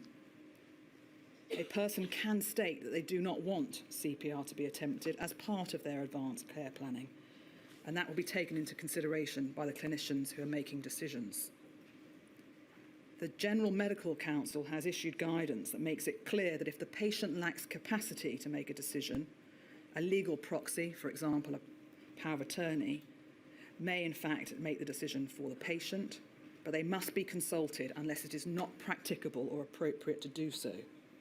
And if there is no legal proxy, the matter then must be discussed with those closest to the patient and with the healthcare team. Now, during the course of the pandemic, there were reports of blanket DNA CPRs being imposed. For example, the BMA heard reports of GP practices sending blank DNA CPR forms to patients over 65 or to those with a disability. There are also reports of DNA CPRs being used inappropriately. The Four Nations departments communicated with healthcare professionals in a variety of ways and at various times to remind healthcare professionals or to reiterate that any DNA CPR decision was being made on the particular and individual circumstances of each patient, and that it was unacceptable to apply DNA CPRs to particular groups. I think you may have heard that the DHSC commissioned the CQC to look at DNA CPR decisions. Their interim report found that there was confusion and miscommunication about the application of DNA CPRs at the start of the pandemic, and a sense of providers being overwhelmed. CQC found there was evidence of unacceptable and inappropriate DNA CPRs being made. But they did note there was a quick response from multiple agencies to highlight the issue. They remained concerned, however, that there were some cases inappropriate DNA CPRs remained in place. And the CQC's final report in March 2021 found what the CQC described as a worrying picture of poor involvement, poor record keeping, and a lack of oversight and scrutiny of the decisions being made. CQC considered there was significant impact and distress caused where discussions about DNA CPR decisions did not take place at an appropriate time. Every Story Matters has heard accounts of how some people only discovered a DNA CPR being put in place after their loved one had died or after they were discharged from hospital. To quote just one contributor, they said this to Every Story Matters: "We didn't know he had a DNR, and my mum had a power of attorney. The only reason we know is because when he was discharged, it was in his pack. But the fact that we weren't involved in the decision, knowing that Dad's got Alzheimer's, it kind of felt like they were throwing away old people. It was like they're not a priority because they're old.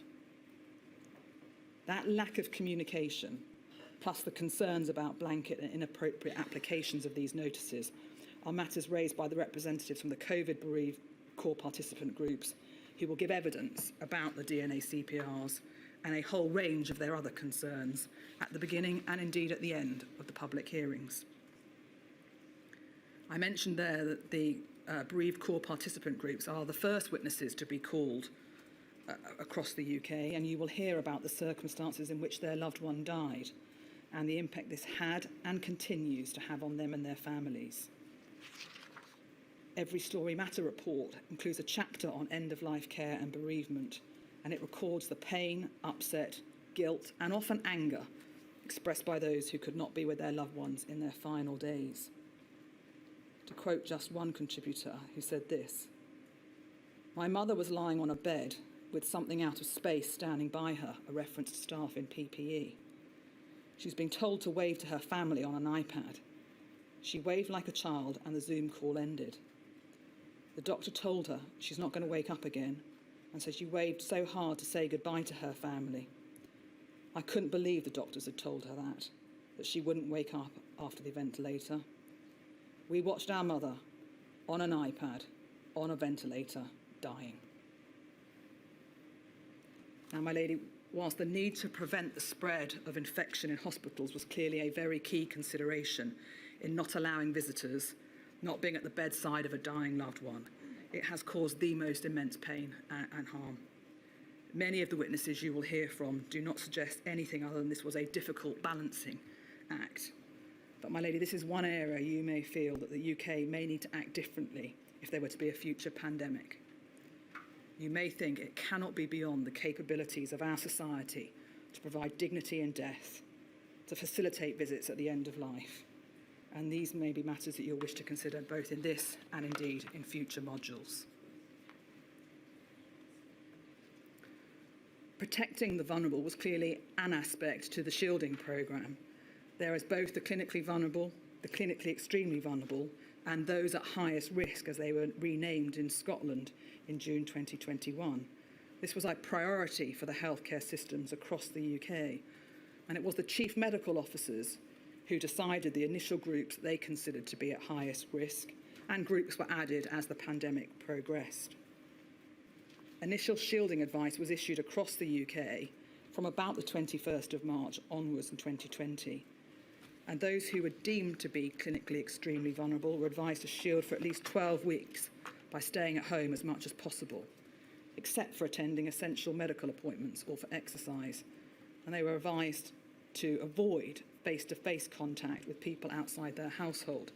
Now, that created real practical difficulties for those who required medical appointments, required repeat prescriptions, conditions that needed monitoring, as well, of course, as the going about one's daily life and the usual routines of going to the shops. That 12-week period was extended and then overlapped with periods of lockdown over the following 18 months with local variations. People identified as being clinically vulnerable included those over 70, pregnant women, and those with a chronic condition or morbid obesity. Now, they were also told to stay at home as much as possible and to be strict in social distancing. But the clinically vulnerable were not included in the shielded patient list and did not receive letters or support to self-isolate through the shielding initiative. That created, you may hear, a degree of additional stress and concern at the lack of support and advice they received. My lady, the decision to require large numbers of the population to shield is not without its supporters and indeed its critics. And whilst the role of non-pharmaceutical interventions was something you've already examined in Module 2, there are particular aspects of the shielding programme which Module 3 will examine. Some of those issues include the decision-making process to identify those deemed as clinically extremely vulnerable, and at highest risk, how that was communicated to those groups, how it was decided to pause the programme, restart it again, finally stop it, The dates of those decisions varied across the UK, and not every nation restarted the programme. And you will want to consider how those who were shielding accessed healthcare, and more generally the impact of the shielding programme on those who were shielding. Many people have spoken of the significant and deleterious impact shielding had, including to Every Story Matters, on their physical and mental health. Indeed, you will hear impact evidence from Dr. Catherine Finnis on behalf of the core participant group, Clinically Vulnerable Families. She will be able to attest to the ways in which group members were affected, and indeed Professor Snooks will speak to a number of aspects of the shielding programme and of the difficulties in evaluating its efficacy.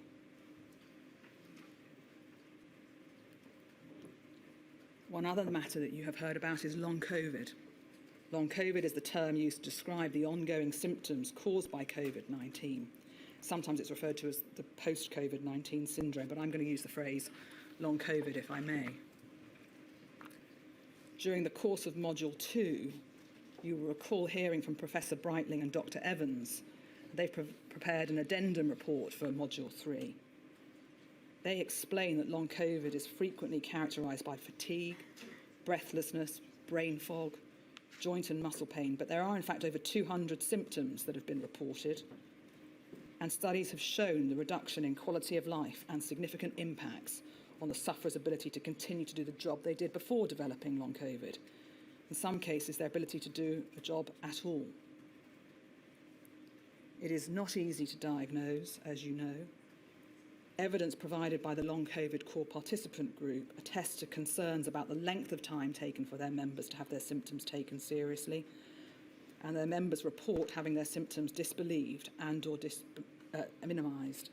And that echoes accounts given to Every Story Matters.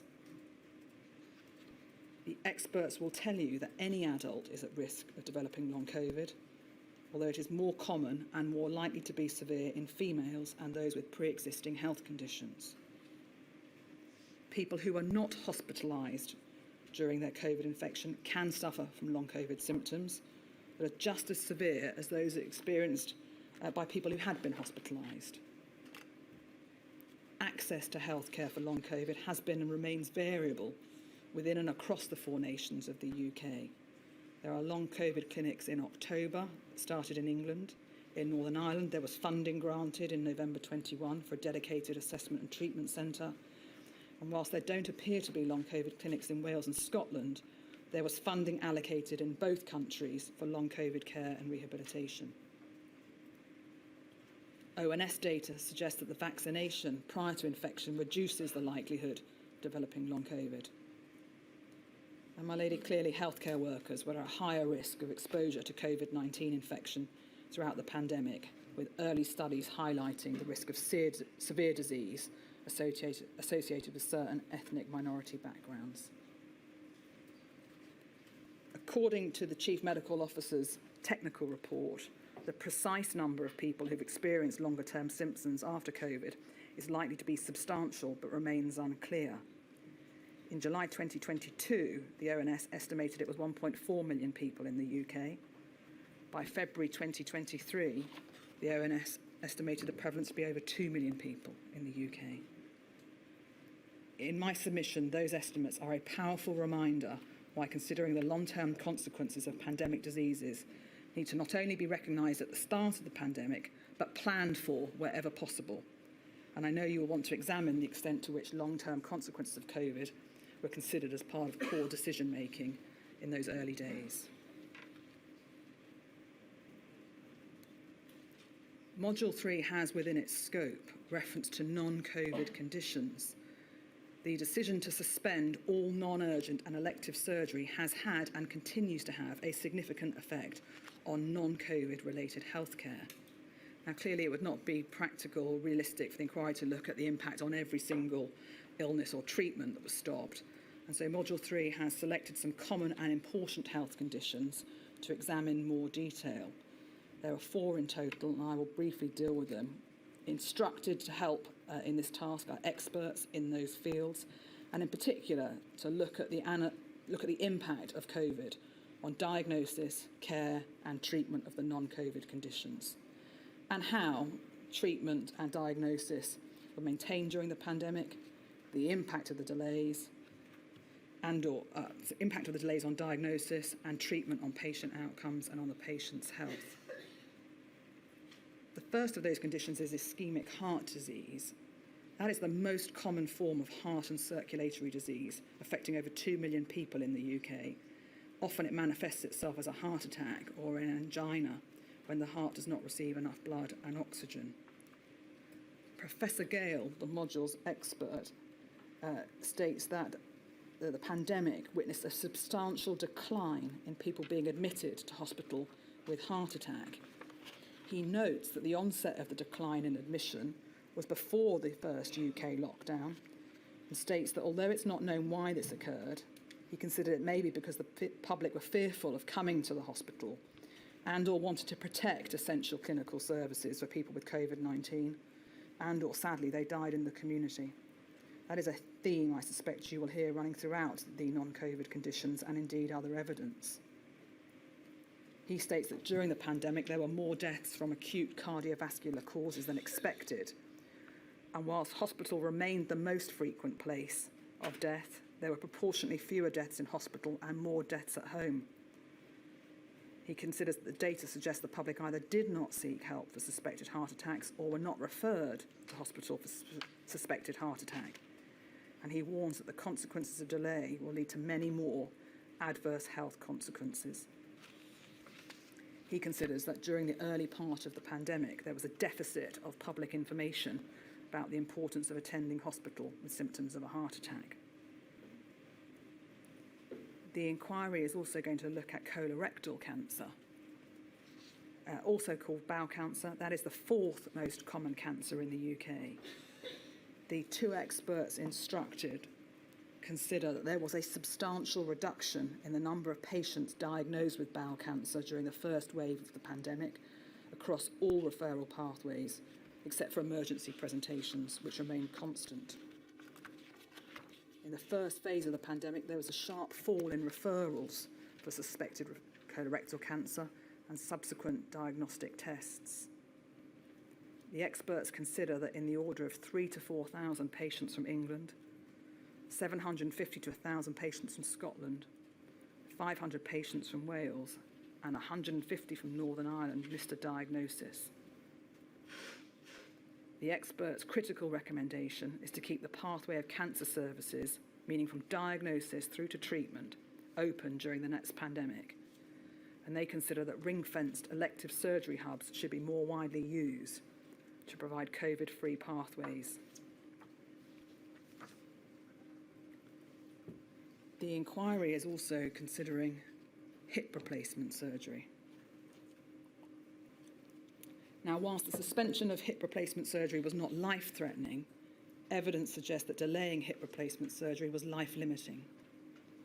The inquiry's experts will tell you that the most common reason for hip replacement is painful osteoarthritis.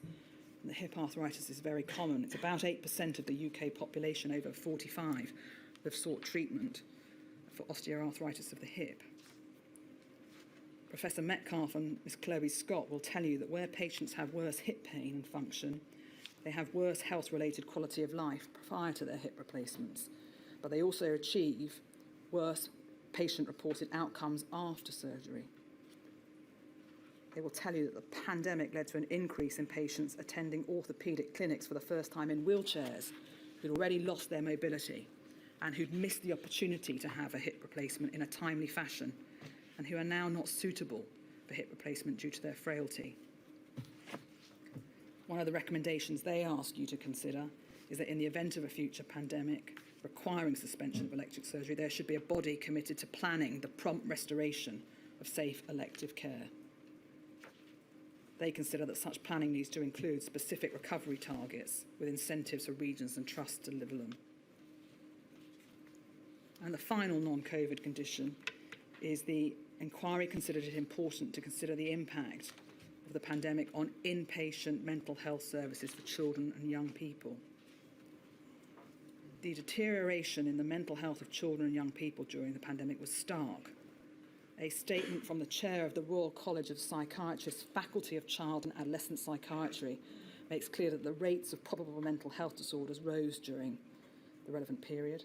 There's particular concern for children and young people with eating disorders, and demand for those services increased substantially, as did the number of children and young people presenting with severe eating disorders. The experts instructed in this area will tell you that the pandemic affected the provision of inpatient treatment in a number of ways. It increased the waiting time between referral and admission. There was a substantial increase in time taken from the decision to admit to actually being admitted onto a psychiatric inpatient ward. The self-isolation rules resulted in new patients who were admitted requiring varying lengths of self-isolation. The experts will tell you that all of these issues are likely to have increased the length of stays and delayed the recovery of the young person. They are just some of the impacts set out in the experts' report, and it may be that the consequences of the pandemic on the mental health of children and young people will be matters that will resonate with the evidence that's gathered in Module 8, which is specifically looking at the impact on children and young people. My Lady, Module 3 will also consider the impact of the pandemic on pregnant women seeking maternity care, including access to antenatal and postnatal care. The prospect of attending maternity appointments, going into labour, and sadly in some cases receiving devastating news about a pregnancy alone, and whilst IPC measures were in place, were the realities for those seeking and providing maternity care. You will hear there is a reluctance by some pregnant women to seek medical attention, whether that's through fear of themselves and or their baby catching COVID, or concerns about not overwhelming the NHS, or both. There was a healthcare services safety investigation branch who undertook an independent investigation. They investigated 19 maternal deaths in England between March 2020 and May 2020. And they found that the families were concerned about their health and the risk of exposing their unborn baby to COVID-19. Because of those concerns, they put off going to hospital for longer than they may otherwise have done. The evidence provided to the inquiry overwhelmingly suggests that having to attend appointments and being given unexpected and or upsetting news was one of the most distressing aspects of the pandemic. The Miscarriage Association conducted a survey, and amongst many of the quotations from that survey were these two. "It was heartbreaking to lose my baby, the only child I conceived in a 3-year ongoing infertility journey. Confused, masked, distraught, and without my partner to hold my hand and grieve with me." Another lady said this: "It was one thing being completely alone in hospital when having my miscarriage confirmed and having to decide how to manage things. But knowing that the government were having parties at the same time is disgusting and fills me with so much anger.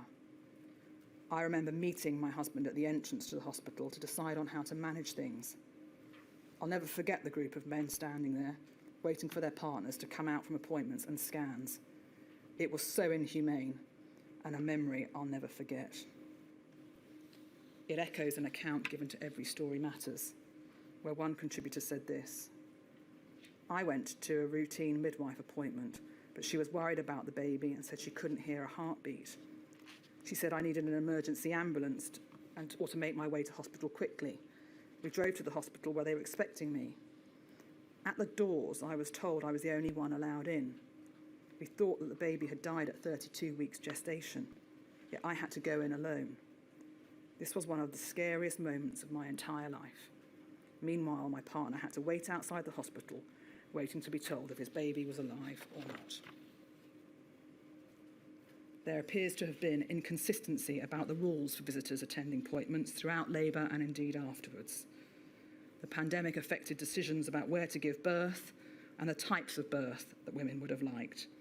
In some areas, for example, home births were suspended and midwifery-led units were closed. There were concerns about staff shortages and PPE, and concerns about the impact of the pandemic on pregnant Black, Asian, minority ethnic women, where the evidence emerges is that they were at higher risk of experiencing severe COVID symptoms. Now, having considered the Module 3 non-COVID conditions and maternity care, My Lady will now see that however necessary it was to tell the public to stay at home protect the NHS, there was an undoubted impact on people who needed care for non-COVID conditions in a way that may not necessarily have been intended. Indeed, there is evidence that irrespective of the condition, there was a reluctance by many to not attend hospital. Across the UK, there were public campaigns to address any perception by the public they should not present themselves to the NHS for fear of catching COVID, or because they didn't want to be a burden. The Scottish Government launched NHS is Open. In England, there were campaigns such as Help Us, Help You and Open for Business. In Northern Ireland, there was a GP Mythbuster published, which sought to reinforce that GPs were still open. And in Wales, there were similar messages put out by the Welsh Government and through local partners and authorities to highlight the NHS was there for people who needed urgent care. The success or otherwise of those campaigns will be explored as the hearing progresses. As I mentioned earlier, Module 3's request for evidence have asked the recipients about the lessons they and their organisations have already learned. That includes the systemic issues that arose. They were asked to provide your ladyship with recommendations for you to consider. And as the evidence unfolds, witnesses may be asked about possible recommendations, not because the inquiry has prejudged matters, but so that those who may be responsible for implementing them can assist as to how workable they are, how efficacious they might be. That a recommendation is not asked about does not mean it has been dismissed or not be considered, simply that it's not possible to ask every witness about every recommendation.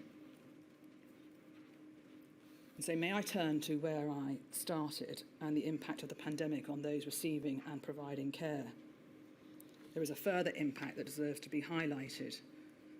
Many of the witnesses who speak on behalf of those working in healthcare systems have attested in their statements to the gratitude to the staff who work tirelessly to look after us all, often at the detriment of their own physical and mental health. I know that in previous modules you have heard and indeed condemned the abuse that public servants were subjected to for the decisions they made, and sadly you may hear more of that within these hearings. It is nothing short of an outrage. There are some members of our society that think it is appropriate to insult and in some instances physically threaten individuals and their families who were doing their jobs to try and protect us all. Now, that is not to say that decisions should not be scrutinised, and there will undoubtedly be legitimate arguments and differing points of view about the reasonableness or otherwise of the decisions made. But I know that your ladyship will wish to denounce the increase in personal attacks and abuse that is meted out by those who are often ill-informed and may be ignorant to the additional harm they have caused. Although the public health emergency phase of the pandemic has ended, the myriad effects of the pandemic are still keenly felt by those providing healthcare and those receiving healthcare in the UK today. They are felt by those who are suffering from long COVID, whose treatment was delayed, the many thousands of healthcare workers left feeling completely and utterly exhausted and burnt out by the work they undertook and the efforts they went to look after us, and by those who deeply miss and mourn the friends, family and colleagues that died. And that, my lady, is why in my submission, Module 3's findings and recommendations are of such significance to each and every one of us who has the benefit of access to healthcare, which is available to all, based on clinical need and not on an individual's ability to pay. Thank you very much indeed, Ms. Carey. I'm extremely grateful to you. I've also received written submissions from the core participants, and I'm very grateful to all of them. They're extremely constructive and helpful, but as a result, I'm afraid I'm going to have to ask the core participants to highlight only the most essential issues in their oral submissions. We have submissions from 29 core participants to get through before we call evidence from bereaved witnesses tomorrow afternoon. So to be fair to other core participants and to be fair to the bereaved witnesses, whom I don't wish to keep waiting, I'm afraid I must be very strict on timings. Right, I think Ms. Sweeney, sorry, I always struggle, you know I do. Casey, would you like to go first on behalf of the Welsh bereaved? Thank you, my lady. COVID Bereaved Families for Justice Cymru is a group that consists of a spectrum of families bereaved by COVID in Wales.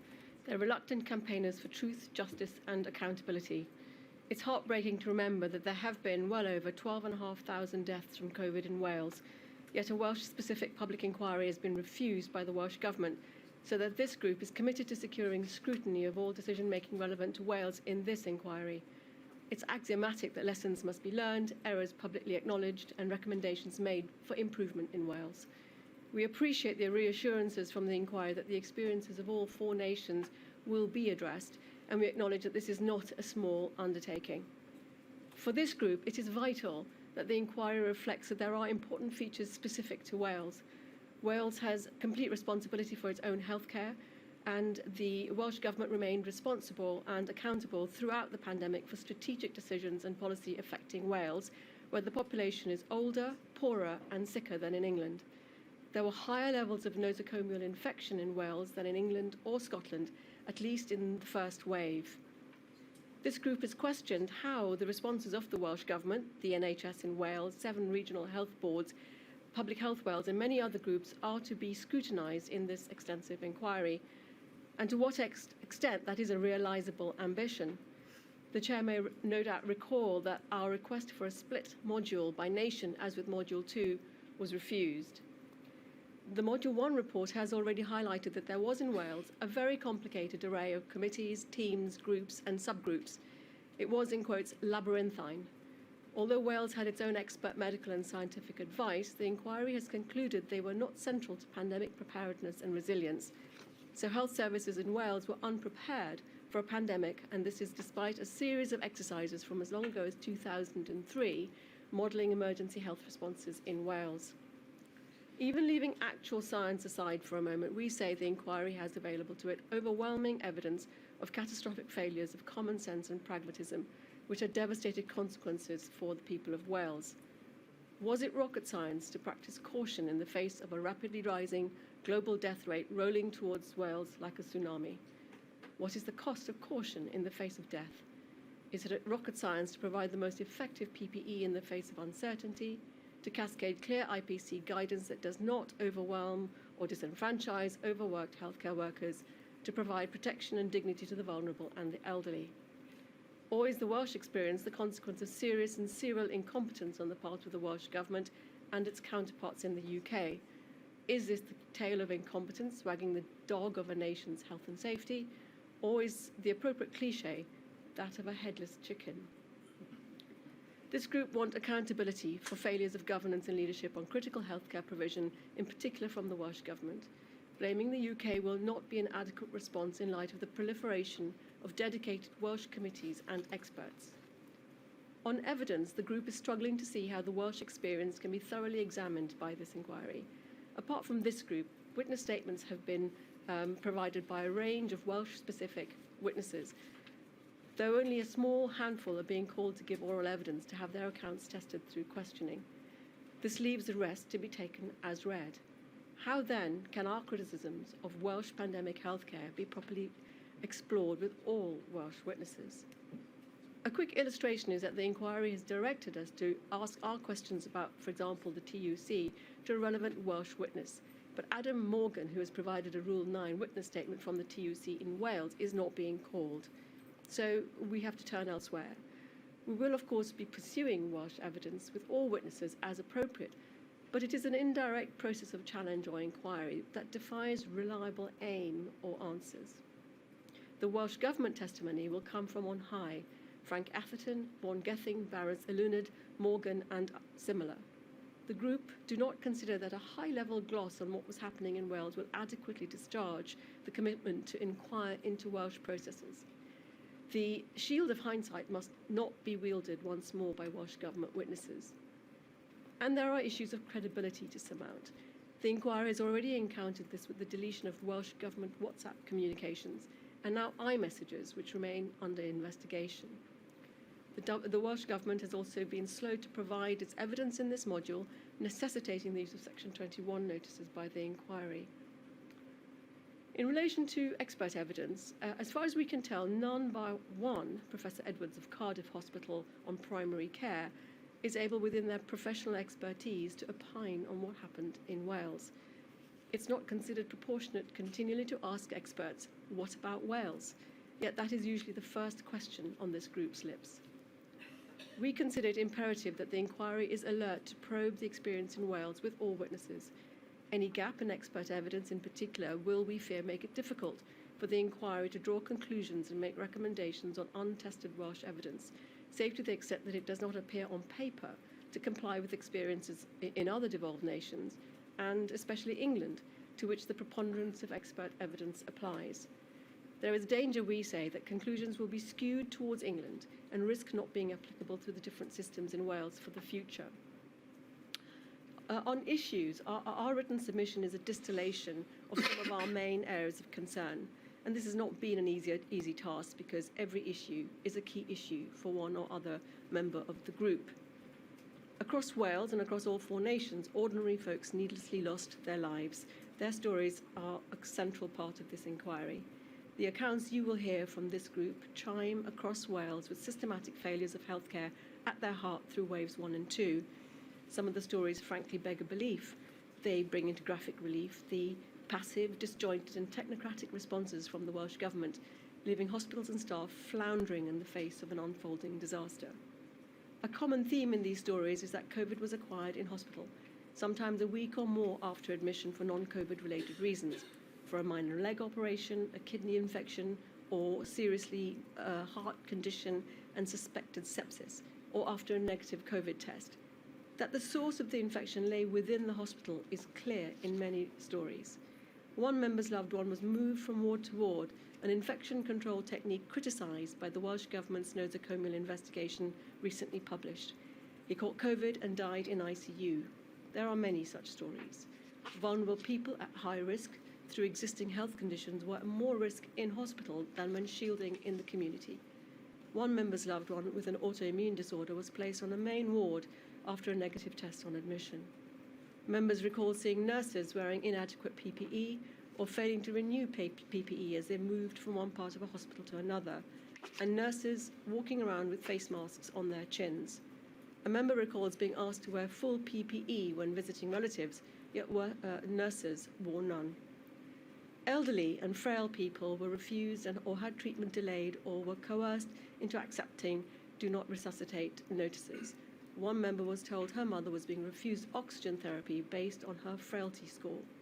There are scores of stories of failed contact with GPs, out of hours, 111 and 999 services. There was no dignity in death. One health board authorised staff to move around hospitals, taking photos of those who were suffering and dying, and also after death.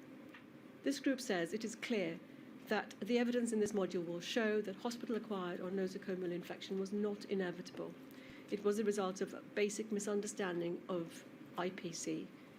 During the first wave, the First Minister and Health Minister in Wales said that there was no value in regular testing of healthcare workers without symptoms, even as WHO advice in June 2020 was to the contrary. There was good evidence available early in 2020 that COVID is an airborne virus transmissible asymptomatically. It will not be enough for the Welsh Government to be allowed to say they were simply following or collaborating with the UK Government in these critical matters. They had their own experts, their own version of SAGE, their own nosocomial transmission group. No buck passing is the key message. Finally, in summary, the group requests that this inquiry listens to Welsh voices, scrutinises care in Wales from GPs, ambulance services, in hospitals and after death, ensures there is accountability in Wales with a catastrophic rate of hospital-acquired infections, ensures accountability for the IPC guidance that we say did not follow available science, ensures accountability for the delay in rolling out the regular testing of healthcare workers to March 21, scrutinises the use of clinical frailty scores, treatment escalation plans, and do not resuscitate notices for the vulnerable, including the elderly in Wales, fully explores the consequences of IPC of ageing infrastructure and buildings in the NHS in Wales, finally ensures that lessons are learned from Welsh experiences and recommendations can be made for Wales to ensure safe health systems for the future. That completes our opening statement. Thank you very much, Ms. Atney. Very grateful. I think Ms. Mitchell.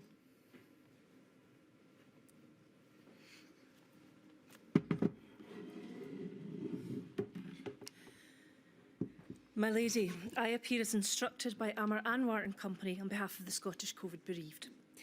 The Scottish COVID Bereaved is a group of bereaved individuals with a common goal, wanting lessons to be learned from the deaths of their loved ones to stop others having to suffer in the same way that they have. They hope that in sharing their experiences, they will be of assistance to the inquiry, and indeed the inquiry is heard this morning from one of our members, Carol Ann Stewart, and we'll hear from others later in the module. Their experiences and the experiences of others in the UK provide a visceral reminder of the pandemic's devastating impact, and we are grateful to them for sharing these very difficult, emotional and sensitive details of their life so that we may learn from them. The group has been consistent and positive media presence and has political campaigning. The bereaved have identified areas of concern amongst their members and have shared these concerns with politicians at this inquiry and its Scottish counterpart. The group has repeatedly raised the issue of deaths of patients with hospital-acquired COVID-19 infections. They have raised issues around NHS services and the suitability of testing criteria focusing on the 3 cardinal symptoms. The group has also proposed that the Crown in Scotland investigate deaths into care homes and should also consider the issue of nosocomial deaths. As well as this, the Scottish COVID Bereaved has and have supported their members. Groups have been set up to support members who are bereaved as a result of COVID in care homes and through nosocomial infection. Mutual support is offered to members through the closed Facebook group. The group holds online meetings which not only allow for members to be kept up to date in relation to the ongoing inquiries, but allows them to share their stories and ask for help. Turning then to Module 3.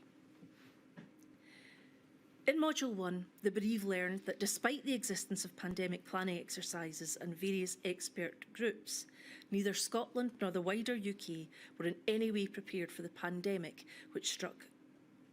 In Modules 2 and 2A, the inquiry examined the core political and administrative decision-making in Scotland and Westminster. A spotlight was turned on our politicians, civil servants and advisers. Those we trusted with our health and our lives were often found lacking. It's hoped that the inquiry, light being shone on the topics in Module 3, will be the disinfectant required to place Scotland and the United Kingdom's healthcare systems in a better place in the future. As the bereaved have previously submitted to this inquiry, and as the World Health Organization sets out in its constitution, the enjoyment of the highest attainable standard of health is one of the fundamental rights of every human being without distinction of race, religion, political belief, economic or social condition. While, of course, the Scottish COVID Bereaved focus is on Scotland, each and every one of us in the United Kingdom was affected in some way by the decisions taken in relation to healthcare. Whether that be those like the bereaved who lost loved ones, those who risked their life to staff hospitals and care homes, and those who watched family and friends struggle through treatment, or those whose care for non-COVID related conditions was affected. In the course of this hearing, the bereaved hope that they can find answers to questions, some of which have been asked since those devastating early days of 2020. And those watching online and present here today will have noted with great interest the detailed and helpful opening statement by senior counsel to the inquiry, setting out all the areas that are to be considered. This is very helpful in putting at ease the minds of the bereaved who are keen to ensure that all issues are dealt with. And this opening statement will no doubt go a long way in that regard. The bereaved are particularly interested in the inquiry's examination of a number of issues, and I will give Milady a short following list which is not exhaustive or set out in any area of importance. And of course Milady will have heard these already in much greater detail.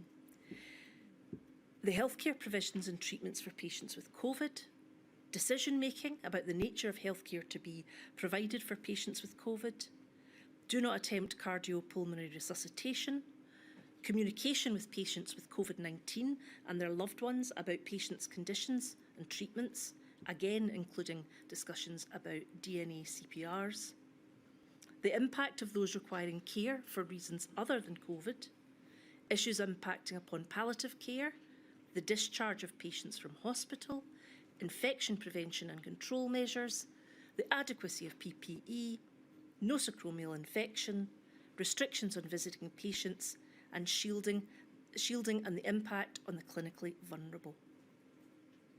The Scottish COVID bereaved have heard and understood the need for focus to be brought on questions for witnesses, and hope only to pose questions where it is thought necessary to obtain evidence to assist the Chair in making recommendations.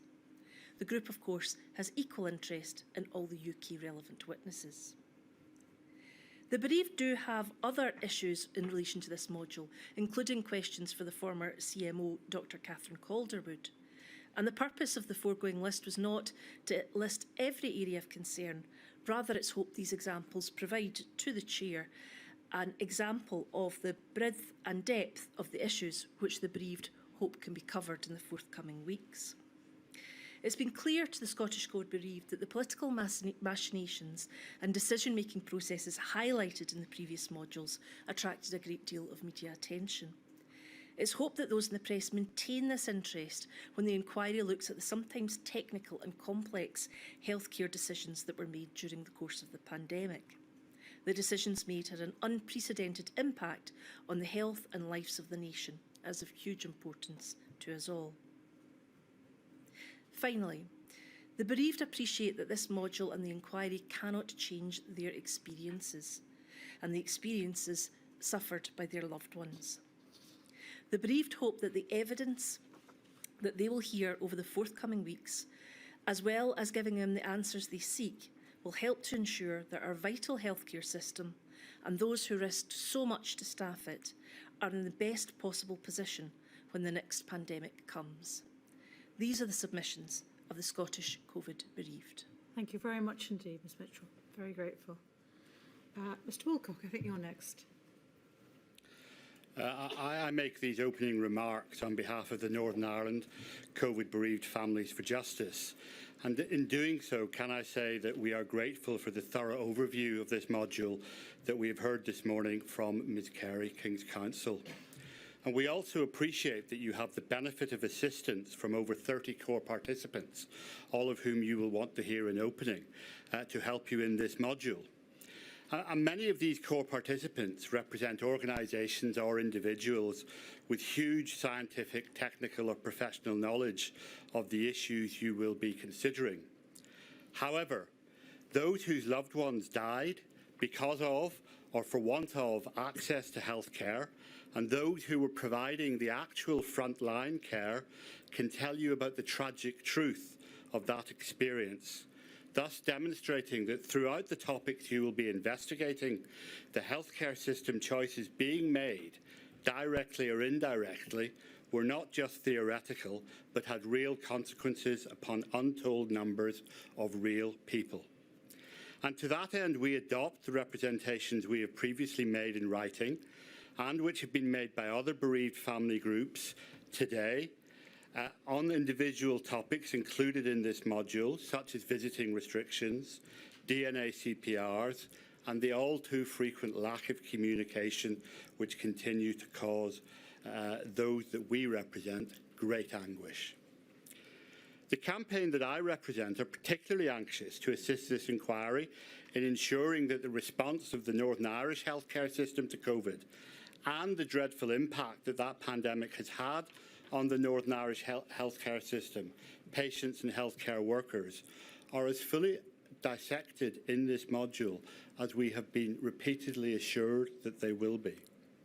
And to this end, you will hear from two of our members, Catherine Todd and Martina Ferguson, who will describe the suffering and feelings of loss surrounding the deaths of their newborn child and elderly mother, respectively, as well as providing an overview of the experiences of other bereaved families in our group in order that the inquiry can best assess the high-level evidence before it about the impact of COVID-19 on people's experience of healthcare in Northern Ireland against the real experience of those who were at the mercy of that healthcare system during the pandemic. My lady, impressions matter. This morning, we watched some powerful and moving testimonies in the impact video prepared for this module, all of which must be heard and heeded. I'm bound to say that members of the group I represent quickly noticed that the video contained no Northern Irish voices, whether bereaved or frontline workers in the healthcare system. And it may be that the inquiry intends to address that balance when the second impact video is shown in the second half of these series. However, this is not just about including different accents. As you will have seen from your journey around the UK earlier this year, whilst many of the experiences during COVID are universal, there were and are distinct differences between the health systems in the four nations of this country, and between Northern Ireland and Great Britain in particular. When we addressed you in Belfast last May, we observed that the political similarities in Northern Ireland then and at the outbreak of COVID in March 2020 were obvious. Unfortunately, we can say exactly the same about the state of the healthcare system, which just 10 days ago was described by the Northern Ireland Director of the Royal College of Surgeons as remaining, and I quote, in a precarious state with huge pressures on a depleted and stretched workforce. But, milady, you knew this already, because on the 10th of July last year, Sir Michael McBride, the Northern Irish CMO, told you when giving evidence that, and I quote, in Northern Ireland, the health service struggles on a day-in, daily basis to deliver what it should be delivering. Notwithstanding the additional pressures created by the pandemic and surge, where really what we had to do was to turn off to a large extent all of that elective capacity, which had huge impact right across the public, leading to, I continue the quote, people waiting excessive periods of time, even longer than they were before. The worst waiting times in the UK got even longer. People waited in pain and distress, and we are still not in a position where we can recover. Now, that answer came at 4:15 in the afternoon, and pressure of time meant that Sir Michael was unable to say more. He is, however, I think, one of the few, I think it's only 5, professional or political Northern Irish witnesses being called in this module of the inquiry, who can provide you with the further detail you may feel you now require in this module. One of these witnesses will tell you about Altnagalvin Hospital in one of the poorest areas in Northern Ireland, where many staff live in a short distance away in the Republic of Ireland in Donegal, and which has staffing problems, partly, she says, as a result of more attractive terms and conditions for healthcare professionals in the Republic of Ireland. Others will tell you that even before the pandemic struck, the health service in Northern Ireland was operating at high capacity with steadily increasing waiting lists for the elective care that Professor McBride referred to as being turned off in response to the pandemic. In this context, we anticipate that the then Northern Ireland Minister of Health, Robin Swan, MP, will repeat his evidence that, quote, underfunding and persistent single-year budgets saw healthcare in Northern Ireland surviving hand to mouth, with a limited ability to plan strategically and deliver better services, and which inevitably had an adverse effect on the readiness of public services to prepare for a whole system emergency. Now, Altnagalvin is the only one of the 40 or so hospitals in Northern Ireland about which you will hear live evidence. But you will no doubt consider the entirety of the written materials available to you on the extent to which the healthcare system in Northern Ireland was and is sufficiently resourced. You will consider, for example, whether, as an official report concluded, one of the reasons that Altnagalvin had the lowest number of nosocomial infections in the region was because they could provide greater single room occupancy as a result of pre-pandemic funding, fortuitously enabling the opening of a new wing in the spring of 2020 as the pandemic struck. But other sites in Northern Ireland were not so fortunate. Old and poorly ventilated hospital buildings, wards filled to capacity, and staff shortages meant that for far too many of our families, the environments which ought to have nursed them back to health became the places of greatest risk to them. Milady, of course we recognise that difficult decisions about who to call to give evidence have had to be made, so this inquiry can produce a report at a time when its recommendations will still have relevance. But the personal experiences of the many people I represent, certainly too many to tell every story or even name now, in the absence of a Northern Ireland equivalent witness, are to some extent reflected in what a London-based doctor, from whom you will hear in a week or so, Dr. Tilakumar, described as the disorganised nature of the initial emergency monitoring and isolation of patients, the confused decisions that were made in relation to what infection prevention measures or staff personal protective equipment were required, and the heartbreaking experiences of patients acutely or terminally ill because of a pandemic for which we were ill prepared. Take Samuel Patterson, who was admitted to hospital in Belfast on the 25th of March 2020. He was 75, frail and totally dependent on care from others. When his family contacted the GP about repeated recent episodes of falling, they were told that the GP was not attending homes and that he was probably suffering from a UTI or mini stroke. When an ambulance came to collect Sam, they were told that the local hospital would not accept him, simply because he had a temperature, and so he was diverted to the recently redesignated COVID unit at the Mater Hospital. His family's concerns about this decision were obvious. They were also borne out by subsequent events. Samuel was fine for the first couple of days, but then, for the first time, tested positive for COVID while in hospital. The family were told that Samuel was not a candidate for a ventilator. On the Sunday, the hospital advised that his oxygen levels were down and he was struggling for breath. On the Monday and Tuesday, they were told he had deteriorated further.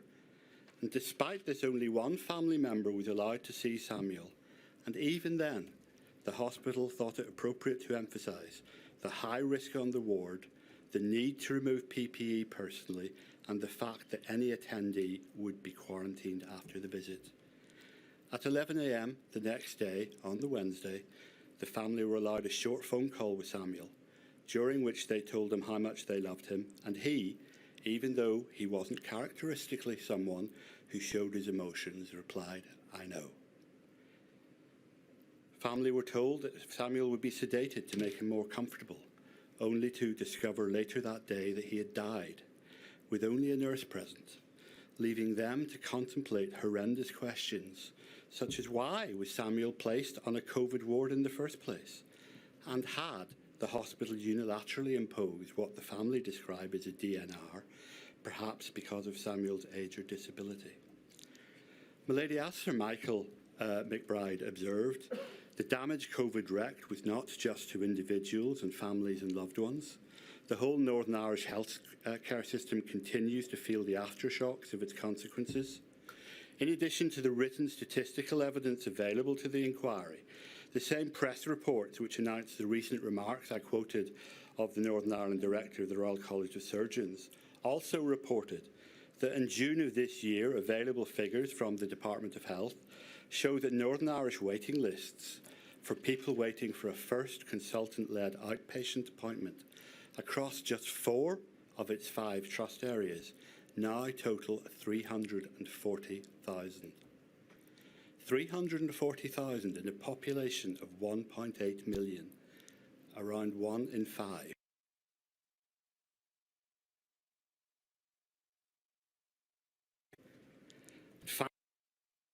Finally, Sir Michael has told this inquiry that it is incumbent on all that we use the opportunity of this inquiry to learn those lessons of what happened, hear the experience of those most directly affected, and to ensure we are as prepared as we can be for the next, because there will be a next, pandemic.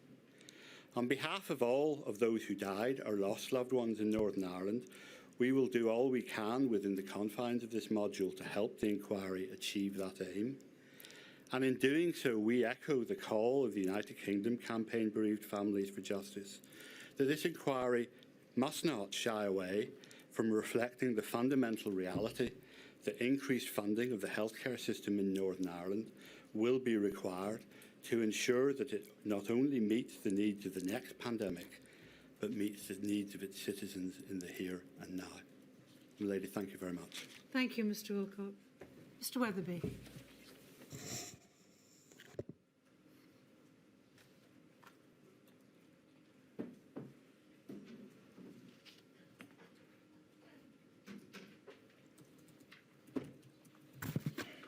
my lady. Dr. Salia Arsan is a member of the Royal College of Emergency Medicine EPRR Committee, Emergency Preparedness, Response and Resilience. She's an emergency medicine doctor and an academic researcher at the University of Cambridge.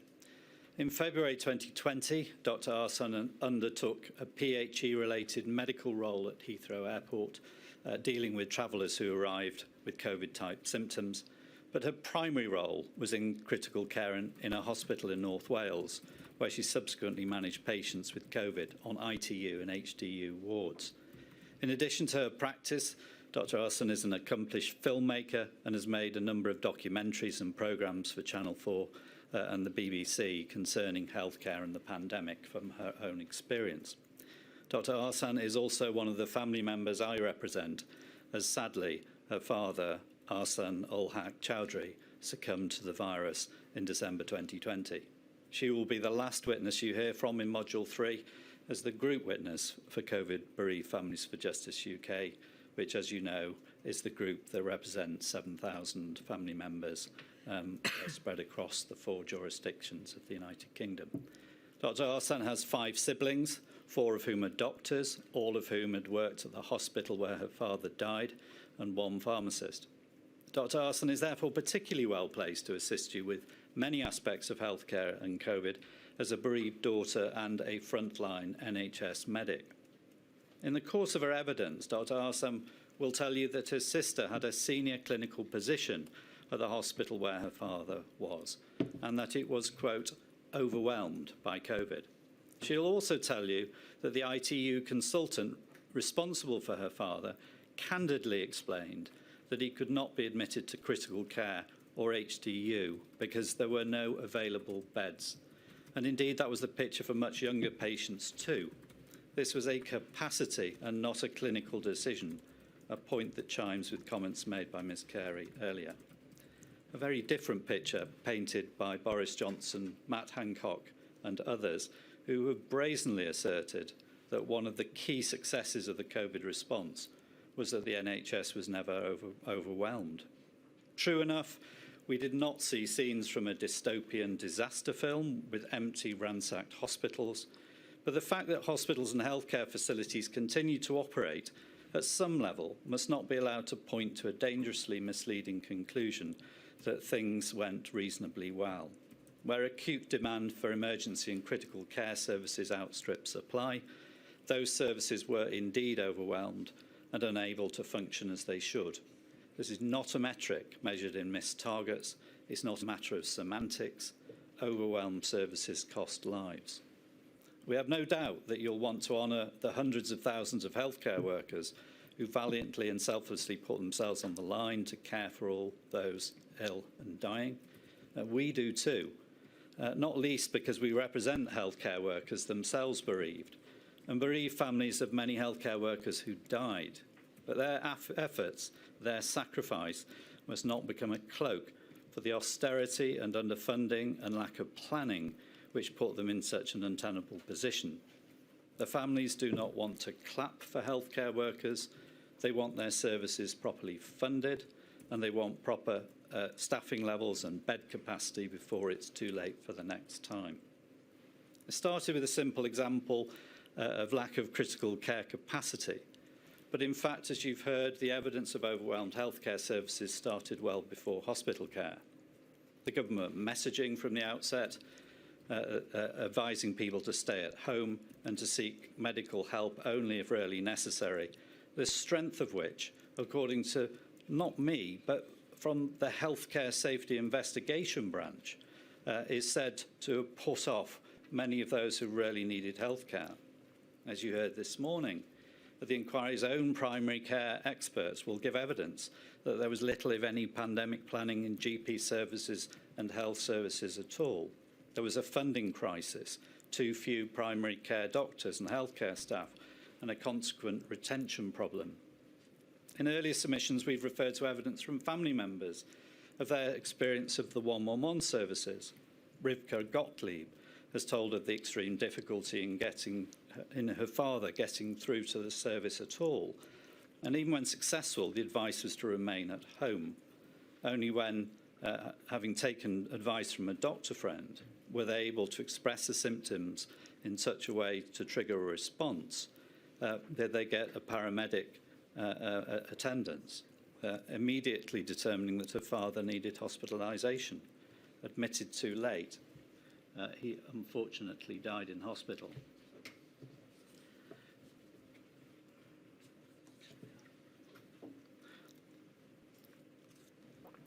Likewise, Mary Rogan, who asked for an ambulance for her 52-year-old husband, who had severe and classic COVID symptoms, but which was refused because his temperature had not reached a particular benchmark.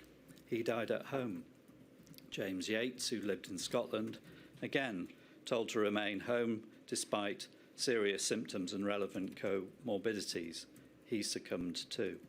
According to the HSIB, there was a general problem with no questions being asked and no regard paid to pre-existing conditions by 111 algorithms.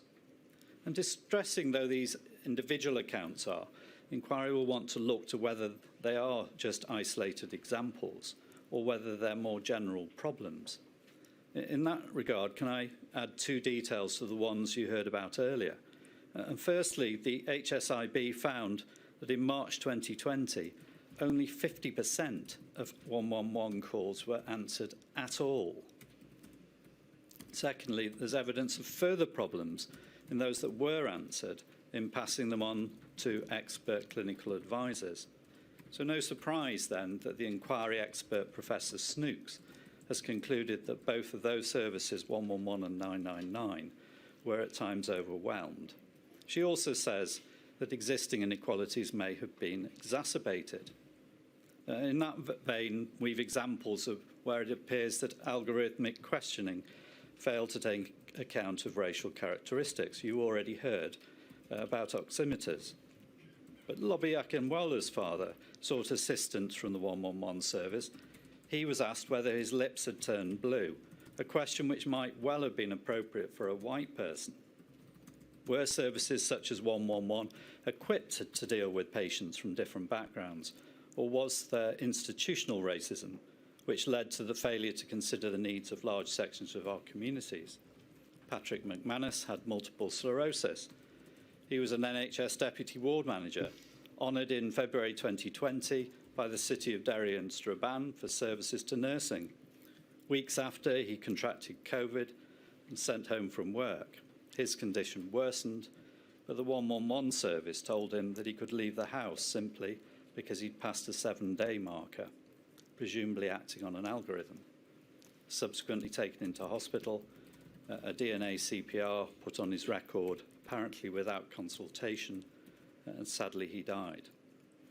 From telephone services to ambulances, when patient care progressed beyond telephone advice during March 2020, as you've heard, a protocol was activated for ambulance services whereby those who merited a Category 1 urgent response would be treated as Category 2.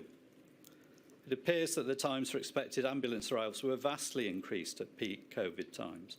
The evidence disclosed so far suggests that in March 2020, the average arrival times for Category 2 ambulance dispatches in London, I repeat, the average time, was well over 3 times the normal standard. Evidence from our families resonates on this issue. Sarah Chowdhury waited 12 hours for an ambulance for her mother. She sadly died 2 days later. When paramedics attended on Dr. Christina Fullop, they declined to take her to hospital because they stated that earlier they'd waited 7 hours outside a hospital with a frail elderly person, and Dr. Fullop died at home the next day. Whether this evidence of overwhelmed services was simply because of the extreme seriousness of COVID, or whether overwhelmed services were a result of no proper planning, no adequate resilience, chronic underfunding, austerity, is a matter for you. But either way, the narrative that the health services coped without becoming overwhelmed is a false one and needs to be called out as such. Pretending nothing is wrong means nothing changes.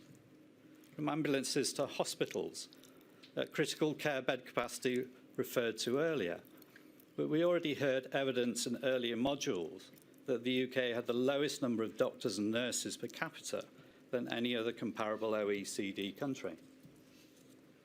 Bed capacity regularly a problem even with seasonal flu spikes. The evidence suggests that there were real problems with the physical estate, as we heard earlier, about ventilation systems in particular.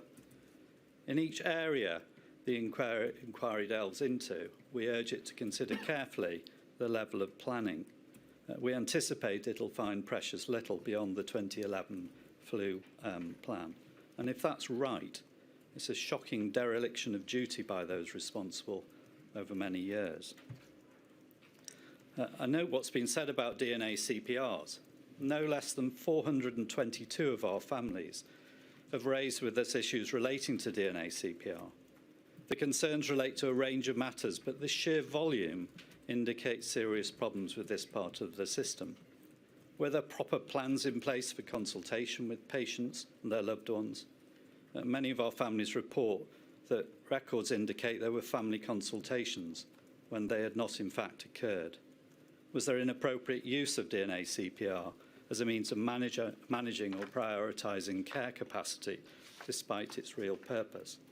As Ms Carey told you, that inappropriate and unacceptable DNA CPRs were made at the start of the pandemic was an early finding of the CQC. There's evidence, as you've heard, that a triage tool was developed, essentially a policy to determine who would and would not get scarce care resources and who would not, perhaps on the basis of age or underlying conditions, even disability. But the evidence also suggests that this approach was abandoned and there was in fact no such formal policy established. But did this leave hard-pressed clinicians and hospital managers in an invidious position of choosing who got admitted to ITU, whether critical care was provided at all, simply because there weren't available beds or equipment or doctors? These are uncomfortable issues and ones the inquiry must address. Fred, I must ask you to bring it to a close, Mr Weatherby. I'm sorry. I'll leave it there. Oh, I mean, carry on for a sentence or two. Well, I've got about 90 seconds left, I think. Carry on. Tomorrow you'll hear from John Sullivan about his 56-year-old daughter, Susan. He raises a number of highly disturbing issues. He relates serious delay in an ambulance arriving. Susan's medical records indicate that her Down syndrome was recorded as a reason for the decision not to admit her to ITU. She struggled with tolerating an oxygen mask, yet the learning disability team was apparently not deployed to help her, nor were her family allowed to attend to help, which could have made a critical difference. Again, there's an issue of DNA CPR. Did an overstretched health system discriminate on the basis of her disability because it was overwhelmed? Finally, this. Recent reports in the media this week suggest that too little has changed in healthcare since the pandemic. Despite the shocking loss of life, long COVID, all sorts of other damage, as the narrative that the NHS was not overwhelmed, that the UK did okay, prevented a clamour for proper resourcing and revitalised health services and proper pandemic preparedness and planning.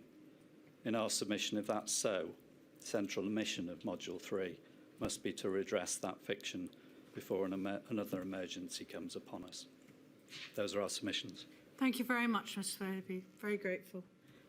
Ms Hannett, would you like to take us up to the break? Thank you, my lady. I appear with Ms Iyengar, Ms Siva Kumaran and Ms Johnson on behalf of the long COVID groups, instructed by Ms Jane Ryan of Bat Murphy Solicitors. The long COVID groups are long COVID kids, long COVID physio, long COVID SOS and long COVID support. They are grassroots advocacy organisations whose members came together in the early days of the pandemic to achieve recognition of long COVID and to obtain the care and support that their members need. Their members suffered and continue to suffer the devastation inflicted by the symptoms of long COVID. My lady, in this module, you will hear evidence from two members of the long COVID groups. First, Nicola Ritchie from Long COVID Physios and Natalie Rogers from Long COVID Support. Both will speak to the devastation that long COVID has wrought on their lives and on the lives of members of their organisations. They describe confusion and uncertainty about what was happening to them. a lack of publicly available information, and a lack of concern from general practitioners. They are not alone. Surveys carried out by the long COVID groups document the widespread disbelief that members have faced and the lack of recognition of their symptoms. Even after diagnosis, many have struggled to access suitable care and support. Their experiences are at odds with NHSE's opening statement that treatment for long COVID was an example of what worked. Neither do the long COVID groups recognise in their personal experiences the suggestion from the Welsh Government that programmes and services were developed to respond to the need for rehabilitation services for people who have been affected by COVID-19 from spring 2020. Further, whilst the long COVID groups welcome the Scottish Government's commitment to ensuring that every person with long COVID is supported with access to the care that they need, they note that, as implicitly acknowledged, this does not reflect the current position. The long COVID groups invite the inquiry to investigate why, despite long COVID being foreseeable, noting that SARS and MERS had caused long-term morbidity like that seen with long COVID, there was such a delay in recognising and providing any response to long COVID. Further, they have questions about why they, as patient advocates, had to fight for recognition of their illness and disability and for the provision of services by the healthcare system. The long COVID groups ask the inquiry to recognise that the response to long COVID by the UK healthcare system has been and remains inadequate, and that these inadequacies have led to real and substantial suffering. The United Kingdom cannot effectively prepare for the long-term morbidities of a future, as yet unknown pandemic, without understanding the deficiencies of the response to long COVID in this pandemic. The COVID-19 pandemic is ongoing. People continue to contract COVID and to develop the long-term disabling symptoms of long COVID. As such, the findings we say should be drawn from the evidence resonate today. The written opening submissions on behalf of the long COVID groups have focused on 10 key areas where the inquiry is invited to make findings of fact to inform strong, instructive recommendations on the current response to long COVID, in addition to a future response to long-term sequelae of a novel virus. In making these brief opening observations on behalf of the long COVID groups, I propose to focus on 6 overarching themes drawn from our written submissions. The first issue, which I've touched on already, is the ongoing impact of long COVID. Those impacts are felt at an individual level, on a patient's long-term mental, social, education and financial well-being. Adults are unable to work and earn an income. Long COVID has deprived children and young people of ordinary aspects of childhood, such as attending school or playing with their friends. Further, the UK healthcare system itself feels the adverse effect of long COVID, as resources must be allocated to its diagnosis, care and support. Long COVID places an unquantified indirect impact on the healthcare system itself due to the disproportionate effect of long COVID on the ability of healthcare workers to carry out their jobs. Further still, the prevalence of long COVID, the most recent statistics saying that long COVID affects 2 million adults and children, as already indicated by senior counsel to the inquiry this morning, means that it has a wider financial cost borne by the national economy. Second, the understanding of long COVID has been and continues to be impeded by delayed and then inadequate and now abandoned data gathering and research on both the prevalence and degree of impact of long COVID. There has been no publicly recorded data on the prevalence of long COVID since the ONS winter infection study was closed in March 2024. NHS England cannot feasibly model current and future demand for long COVID services in the absence of any current data on the need for such services. Research into long COVID has been insufficient and delayed, with consequential adverse effects on clinical care. Third, despite it being foreseeable, the healthcare system overlooked long COVID in adults and children. The failure to plan for the long-term effects led to inequalities of access to long COVID services across and within the 4 nations, as each country adopted haphazard responses which did not address the complex multi-system nature of long COVID. The long COVID groups have set out at paragraph 23 of their written submissions those factors that should inform the provision of assessment, care and support services for long COVID. Much of the current provision is inadequate, variable in its quality, and overall can be assessed to fall a long way short of those criteria. Long COVID in children and young people has been and continues to be an inconvenient truth. The reluctance to accept that COVID-19 could have a more profound effect on some children led to even greater delays in recognising, diagnosing and responding to long COVID in children and young people. When finally established in England, dedicated children and young person long COVID hubs were sparse. Such dedicated clinics in Wales, Scotland and Northern Ireland were either absent or too slow to be established. Fourth, the healthcare system has not committed even now to preventing long COVID. There is no treatment for long COVID. The only way to avoid contracting it is to prevent COVID-19 infections. And yet practitioners, patients and the public were not and are not adequately warned about the risk of long COVID. Further, there was no communication of the risk of long COVID as part of the drive to encourage vaccine take-up. Fifth, long COVID exacerbates pre-existing inequalities whilst creating further health inequalities. Those inequalities relate to socioeconomic status, sex, ethnicity and disability. The inadequacies of data limit the ability to understand both aspects of health inequalities related to long COVID. What can be observed, however, is that there continues to be unwarranted geographical variation in access to services, and the most deprived areas are significantly underserved. Finally, sixth, COVID-19 and long COVID affected healthcare workers disproportionately, yet the occupational protections offered were wholly inadequate. Healthcare workers were not offered adequate respiratory protective equipment. The guidance on infection prevention and control measures and PPE guidance was and remains inadequate for preventing the transmission of COVID-19. Healthcare employers failed to discharge their statutory duties under the COSH regulations. Employers did not always undertake risk assessments to safeguard healthcare workers or employees from the risk of occupational exposure to COVID-19. This had the knock-on effect of employers failing to monitor and conduct ongoing health surveillance of the risks of the virus. The disproportionate impact of long COVID on healthcare workers was not accurately captured in either reader reporting or any other systematic data collection.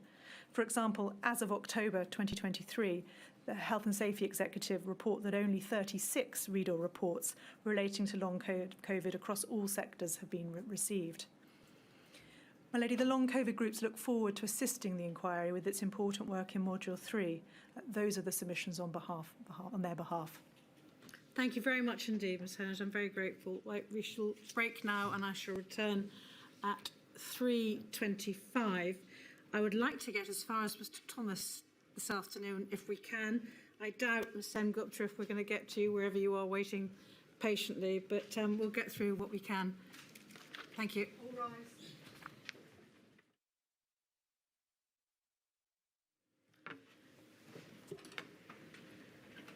Right, it's Mr Wolfe. Oh, there you are. Thank you to those of you who have managed to make sure you're in my eye line, otherwise it gets quite difficult. Good afternoon, my lady. I lead a team which speaks on behalf of John's campaign. Are you on the microphone, Mr Wolfe? Thank you. Apologies. I lead a team, my lady, which speaks for John's campaign, Care Rights UK and the Patients Association. Between them, these organisations have a significant understanding of how patients experienced healthcare provision during the pandemic. From its surveys and helpline, the Patients Association can take an overview of the issues faced by all users of NHS services. Meanwhile, Care Rights UK and John's campaign focus particularly, but not exclusively, on those patients rendered additionally vulnerable by disability, especially cognitive impairments, by age or by complex and rare conditions. Just pausing on one particular cognitive impairment, pre-pandemic, 1 in 4 hospital patients was a dementia patient. Those dementia patients greatly suffered through that additional factor. We also have particular concern, my lady, for people whose first language is not English, for people suffering mental health conditions and for those already approaching the end-of-life period. These were all people whose characteristics should have entitled them to individual consideration under the law, but their human needs and individual choices were often disregarded.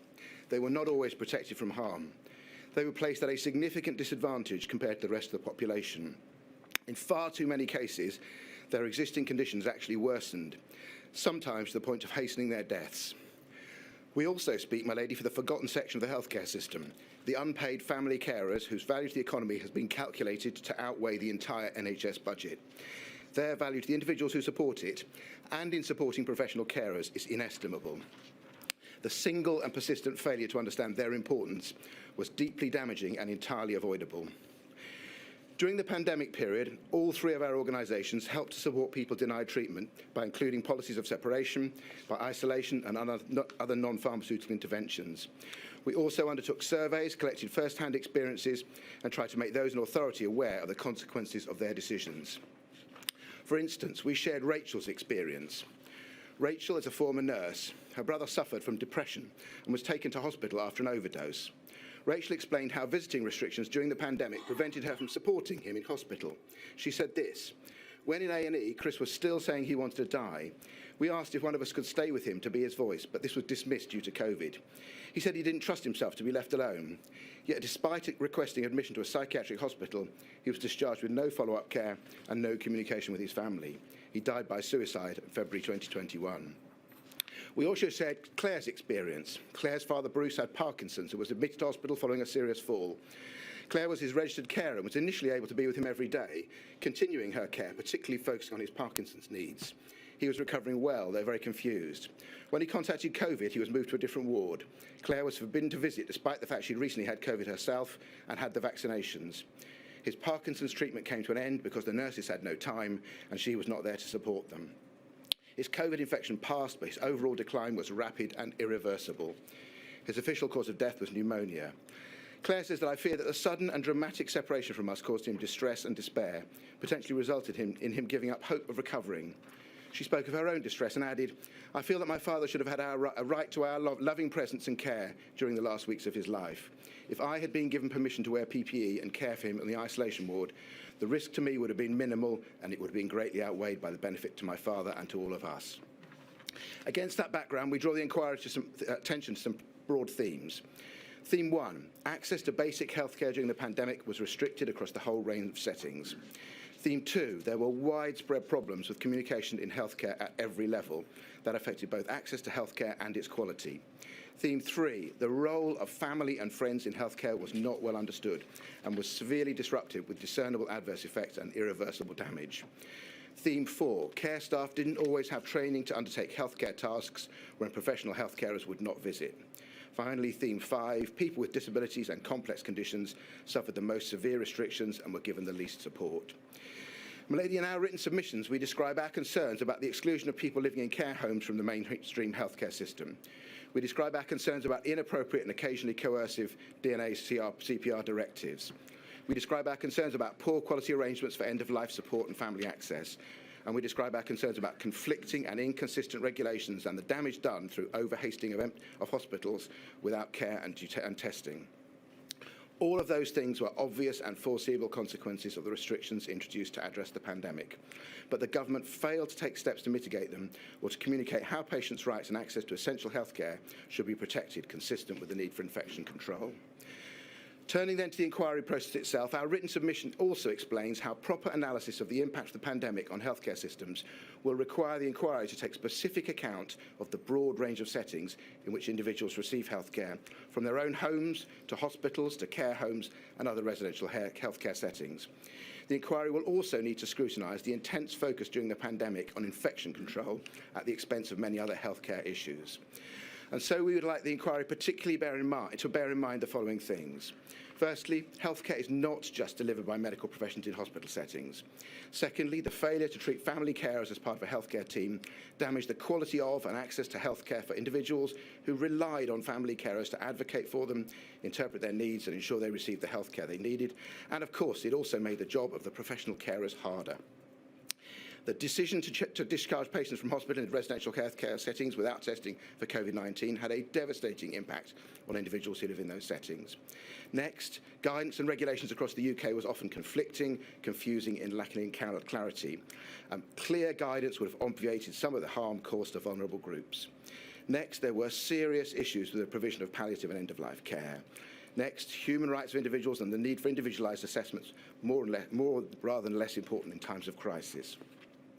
Can we then give some thoughts on what we say needs to happen? First, the NHS must ensure that patients receive a comprehensive service, even in times of crisis. Second, we must focus on protecting the people most at risk, not on protecting institutions. Third, lives must not be devalued in times of crisis. Fourth, systems must be in place to safeguard rights and ensure that the voices of people using services are always heard. Fifth, Essential caregivers, including family members and friends, must be treated as key workers. 6, the right to family life must be respected by all those in all settings with duties under the Human Rights Act. 7th, consent is and must remain a key aspect of the provision of healthcare. Particular attention must be given to the needs of people with protected characteristics and those approaching the end of life. 8th, respect for individual dignity and responsibility should always be maintained. Infection control should not override personal consent. I'd like to come towards the end by sharing the experience of Pam, if I may. She wrote about her daughter Jen, who died at the age of 38. Jen had a complex medical condition which meant she lived at home with both of her parents for most of her life. When she was admitted to hospital pre-pandemic, her parents would continue to accompany her, continuing and providing her complex and specialist care alongside the professionals. At the beginning of the pandemic, they were given a letter from the hospital CEO to say this arrangement should not only continue, but was essential. However, that letter was then not accepted by the ward. Jen, separated from her parents, wrote to the CEO saying she didn't feel safe. She never got a reply. Her mother describes how she felt when she watched her daughter, via FaceTime, struggling and uncared for. Every day I was phoning up to ask if I could go and look after Jen. Every day I was given a different reason why not, mostly centred on PPE. I was told that Gold Command and later Silver Command were making the decisions. I asked if I could come in and discuss it with them. I was told by the matron that if I came to the hospital, security would be called. Jen's condition worsened. She said she wanted to kill herself. No one understood what was happening to her. Even when she'd suffered a series of epileptic fits, her parents were denied access. This was on the grounds of reducing footfall and a lack of PPE. Pam offered to pay for PPE. She offered to pay for Jen to have a nurse, but she was told there weren't enough staff. Jen and her parents were told that the ICU would not accept her. A DNR notice was forced on them. On the 21st of January 2021, the consultant said that Jen would die during that day. Her parents were finally told they could have an hour with her and could split it if they liked. The 30 minutes in the morning went well, but by the time they called back in the afternoon, their daughter was dead. Milady, finally, perhaps the most difficult question before this inquiry is what caused some people during the pandemic to behave in that way, and how the basic rights of patients and their families might be better protected in future. Thank you, Milady. Thank you very much, Mr. Wolfe. Mr. Wyden, I think you're hiding over that side today. No longer hiding. Thank you and good afternoon. I act for the Pregnancy, Baby and Parent Organisations, or the PBPOs for short. I also act for the Clinically Vulnerable Families, and I am assisted by Daniela Wadup and Rosa Palaschek. We're instructed by Kim Harrison and Shane Smith of Slater and Gordon. I begin with the PBPOs. The group brings together 13 organisations working in early pregnancy, maternity, antenatal, neonatal and postnatal care. Aching Arms, Baby Lifeline, Bliss, the Ectopic Pregnancy Trust, Group B Strep Support, ICP Support, the Lullaby Trust, the Miscarriage Association, National Childbirth Trust or NCT, Pelvic Partnership, Pregnancy Sickness Support, Tommy's and the Twins Trust. One message from their collective experience is clear. The reactive healthcare response to COVID-19 failed to properly value the care of women, pregnant people and newborn babies, and failed the women, pregnant people and babies who were supposed to be at the heart of that care. These failures have left many women and pregnant people traumatised. They led to partners and fathers being wrongly excluded from the first hours, days and weeks with their children. They resulted in unbearable choices, such as the parents of neonatal twins who had to choose which parent could visit and divide the 1 hour of allocated visiting time between both children. The mother, who had to call her partner after emergency surgery to explain that both their babies had died, and due to poor phone signal, had to decide what to do with the embryo's remains alone. And those who simply lost the ability to choose how, when, where, and with whom they would deliver their babies. These failures were not merely missed opportunities to provide preferable or ideal care. As the Royal College of Obstetricians and Gynecologists has identified, some women received maternity services that were inadequate. Devastatingly, some pregnant women died in potentially avoidable circumstances. These errors appear to have been the result of structural failures to pay attention to, prioritise and provide sufficient resources to the safety of pregnant women and people and their babies. And the failures were not quickly identified nor remedied. Visiting restrictions continue to affect pregnant women and people for prolonged periods, including when public restrictions had eased, and even while the public were being encouraged to eat out to help out. And so did restrictions on parents being able to spend time with their sick newborn babies in neonatal intensive care. Against that background, Chair, our submissions are divided into 4 main themes. First, restrictions on access to services for pregnancy and baby-related care. A major study on maternal deaths and morbidity, Embrace, found that COVID-19 was the leading cause of maternal death in the UK.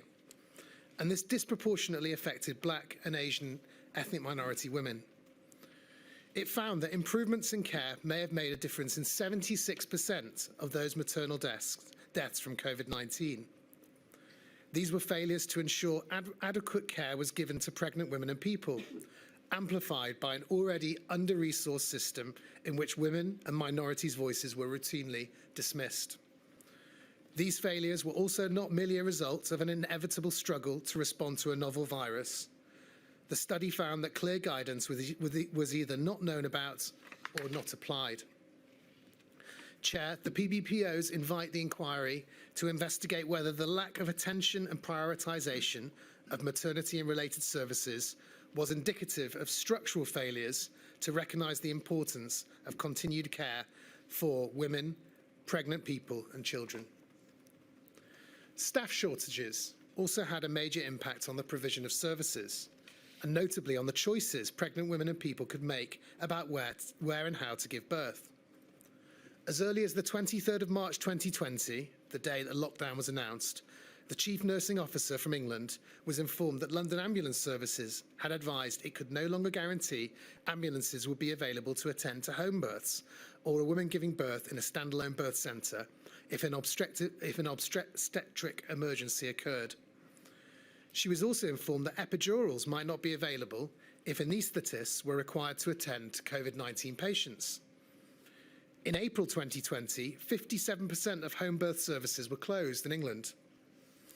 In late November 2020, 24 NHS trusts across England were reporting that COVID-19 was impacting on the maintenance of safe staffing levels in maternity services, and this did not improve in the second wave of the pandemic.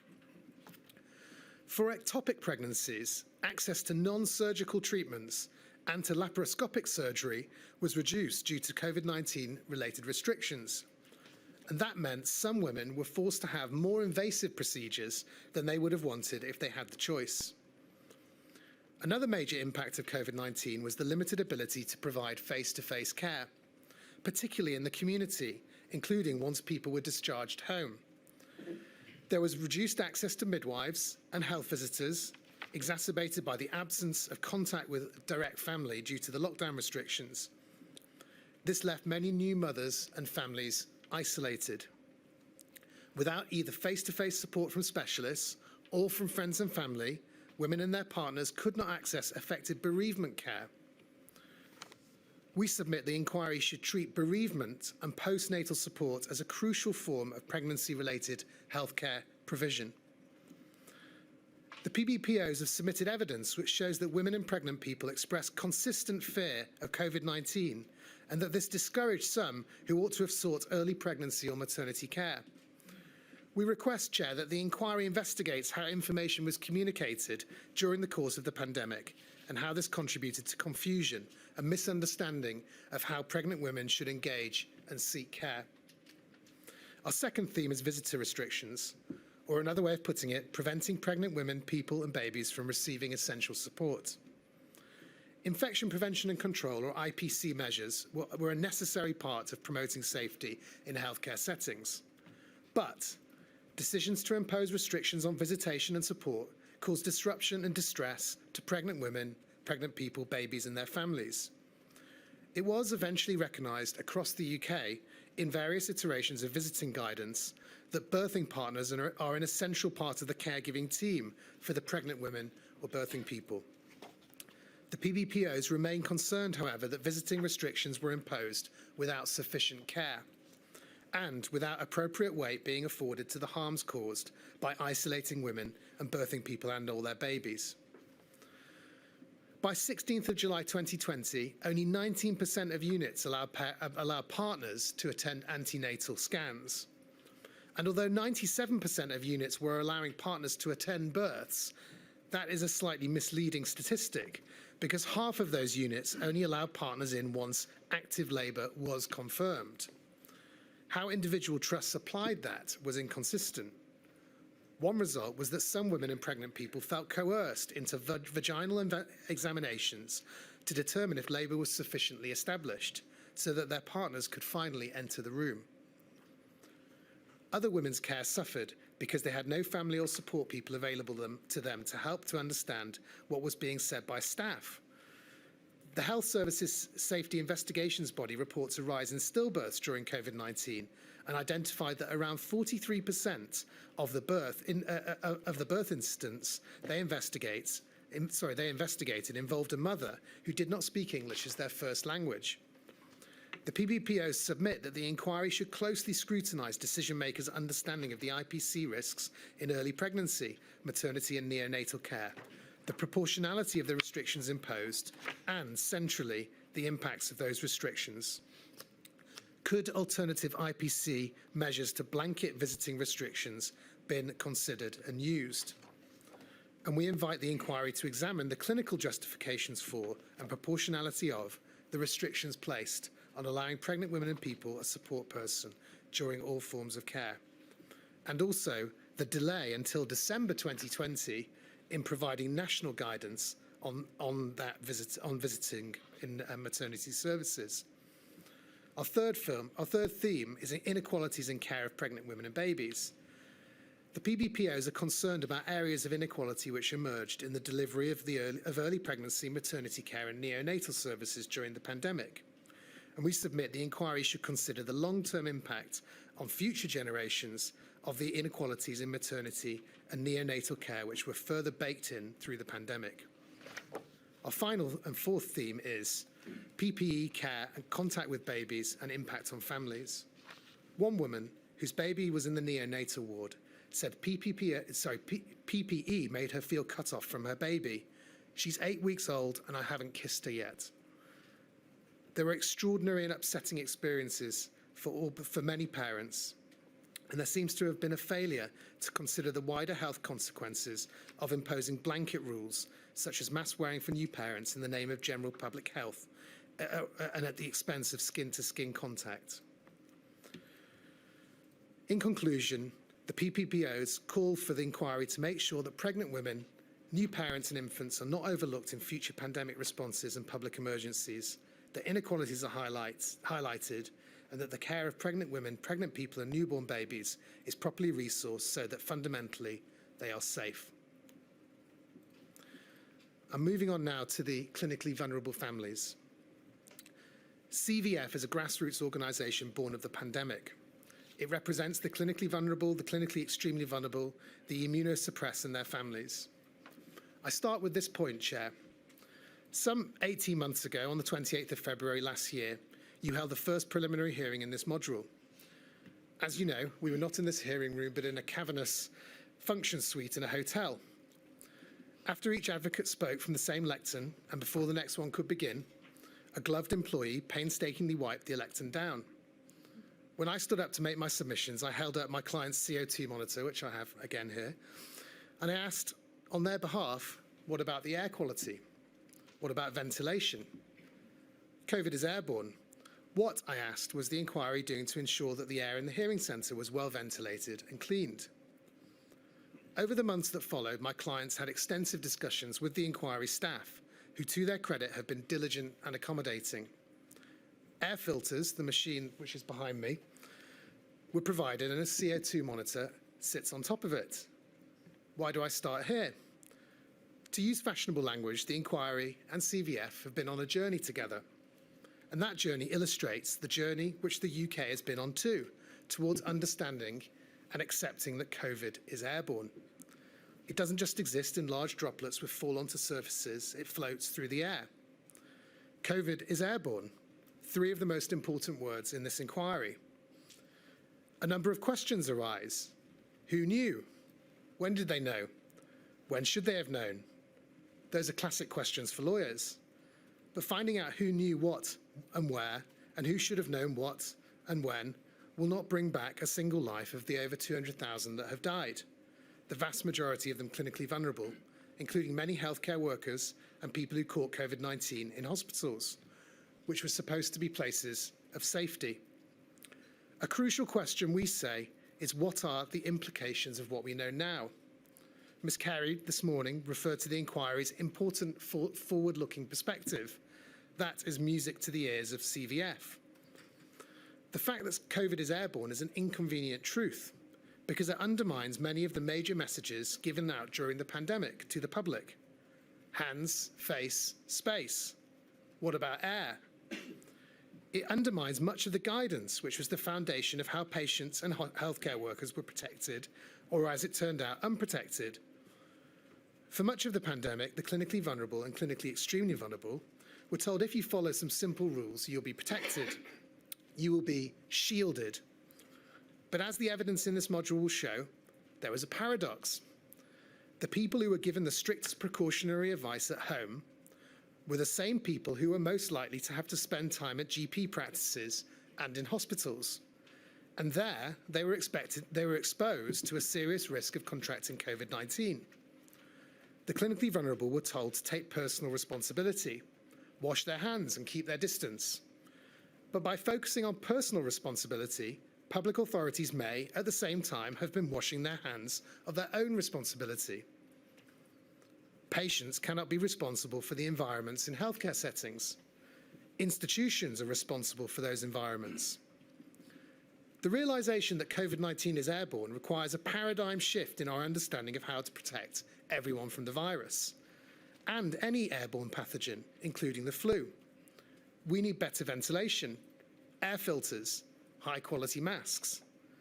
Good ventilation is key, as Ms Carey said this morning. In one sense, the pandemic has been the greatest ever missed opportunity to educate the public on those simple mitigations. Improving air quality would be the simplest improvement in infection prevention and control since hand washing. Improving conditions for the clinically vulnerable means improving conditions for all. We trust, Chair, that now you have such high quality and conclusive evidence, not just me holding up an air monitor, for example, from Professor Beggs, that your inquiry will not squander the same opportunity. Or we will be back to square one now and when the next pandemic hits. And against that background, I'll briefly summarise some key points we make in our written submissions. First, the decision-making process used to identify the clinically vulnerable. CVF accepts that, to an extent, an iterative process was unavoidable. Clinical criteria for shielding was adapted as more evidence about the nature of the disease emerged. But this does not explain some key omissions. For example, why were learning disabled adults not added to the shielded patients list until the 19th of February 2021, despite evidence being published in November of 2020 that people with learning disabilities were 3.6 times more likely to die from COVID-19. Inconsistencies and delays meant some very vulnerable people were unaware of the need to shield, and those who were clinically vulnerable, as opposed to clinically extremely vulnerable, were not actively contacted or informed of their risk status until they were called for their first vaccines in 2021. Clinically vulnerable people were not advised to shield, nor were they offered protections such as entitlement to sick pay or priority access to essential medications and food. Unless individuals had educated themselves, they were left unaware of their increased risk, and we asked the inquiry to investigate the factors which led to the distinction of these two groups. A second focus, the decision-making process used to decide when to start, pause and stop the shielding programme. CVF submits the shielding programme began too late, meaning too many vulnerable people were put at unjustified risk.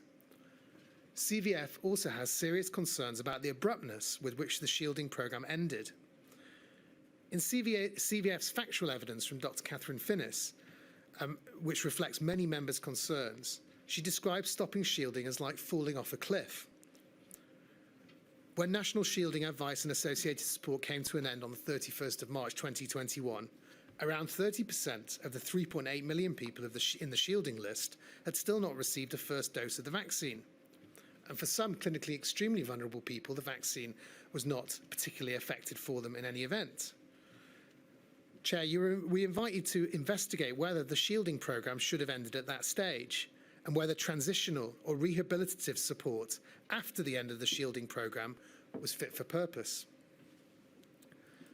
Third, communication and advice for people shielding and designated as clinically vulnerable.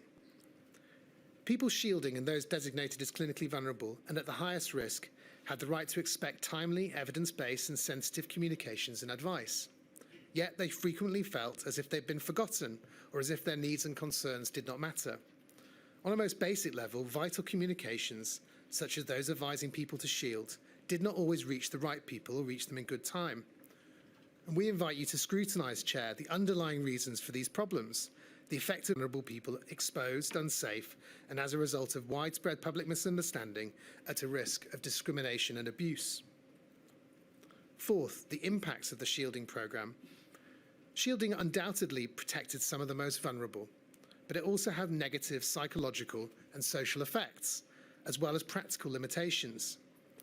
There were mental health impacts, impacts on family and household members of those shielding, restrictions on receiving care at home, financial implications, many of who shielded lost businesses and jobs, and more broadly, social isolation and stigma. CVF requests that the inquiry investigates whether these impacts could have been mitigated by support that was targeted, meaningful and more long-term. Fifth, access to healthcare for people shielding and for the clinically vulnerable. As a result of the failure to implement basic protective measures across healthcare, many clinically vulnerable people have felt and continue to feel that they cannot access healthcare safely. Two issues are of particular importance: the lack of clean air and adequate ventilation, and the lack of evidence-based guidance in relation to face masks. CVF submits that both of these shortcomings have contributed to an avoidably high level of hospital-acquired infection, which have put vulnerable people at particular high risk. And I say again, hospitals are supposed to be safe places, not places where you contract further illnesses. And CVF invites the inquiry to conclude that meaningful and urgent changes are needed to ensure the air in healthcare settings is clean and safe to breathe. And we also ask you to investigate the difficulties many clinically vulnerable people have experienced in accessing their usual care for their underlying conditions. Sixth, decision making about healthcare provided to COVID patients. CVF considered there should be an urgent systemic review of DNA CPRs put in place during the height of the pandemic. And also support should be put in place for those affected by decisions forced on them. And finally, decision support tools. CVF remains concerned about the longer-term impact of pandemic conversations around clinical prioritisation and the use or the putative use of scoring systems. CVF welcomes the inquiry's scrutiny of this issue and hopes this will bring clarity as to the design of the proposed prioritisation framework by the working group in late March 2020, as well as the Department of Health's decision not to continue with this work. To conclude, CVF's concerns are linked by a common theme: the inescapable reality that the disproportionately severe impact of COVID-19 on the clinically vulnerable and associated decision-making were insufficiently considered and mitigated since the emergence of COVID-19. The clinically vulnerable continue to feel the effects and live in the shadow of the virus today. Thank you. Thank you very much, Mr. Wagner. Very grateful. Ms Moynihan, I think you're going next. Good afternoon, my lady. My lady, I appear on behalf of the Department of Health in Northern Ireland, which I refer to as the Department. The Department wishes again to take the opportunity in this module to extend its condolences to those who lost loved ones during the COVID pandemic. Those who were lost and those who mourn must and will be at the forefront of our minds as we assess the impact of the pandemic on our healthcare systems, healthcare workers and wider society. We must also not forget the efforts of all of those who worked tirelessly across the front line of healthcare organisations to provide care and support to those sick and dying, working both compassionately and professionally throughout. We remember also those who are still living with the effects of COVID-19. Through the condition that has become known as long COVID, there are also people who continue to be affected by the measures introduced during the pandemic to protect people, to protect the healthcare systems and society at large. The Department acknowledges that the interventions in response to the COVID-19 threat, whilst necessary, had serious consequences for many parts of society. The Department has said previously that the challenge was not to make the right decision, but rather to make the decision that was least wrong. In reaching the least wrong decisions, the Department was acutely aware that those decisions would have ongoing repercussions on the healthcare system, on those working in it and those who required its services. Shielding, for example, was introduced in Northern Ireland with the aim of protecting the most vulnerable in our society, and as our former Health Minister, Mr Robin Swan, stated in his witness statement to this module, the need for shielding was kept under continuous review.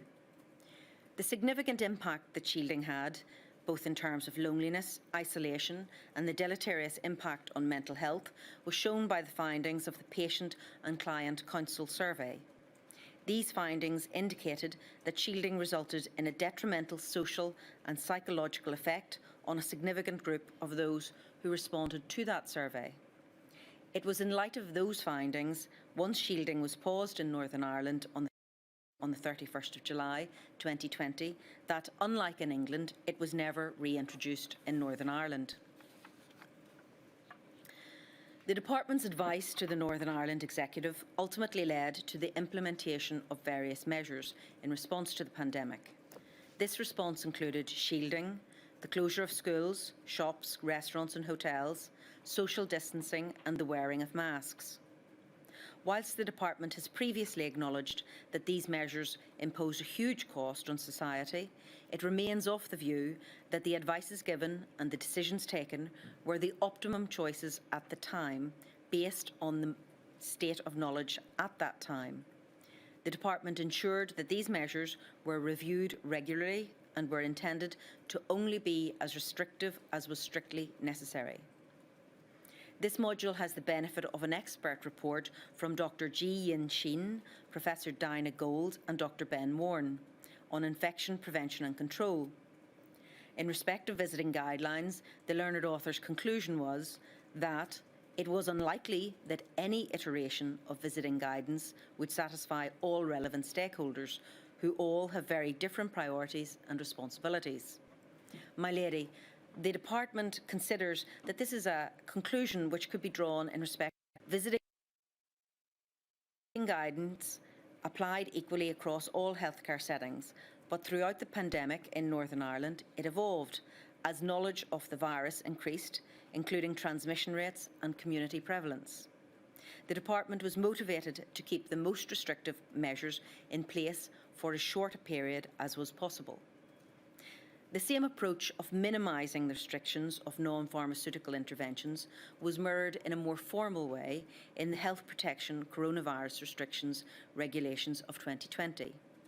Regulation 2.2 of those regulations required the Department to review the need for restrictions at least once every 21 days. Further, Regulation 2.3 stated that the Department should terminate any restriction as soon as it was considered no longer necessary.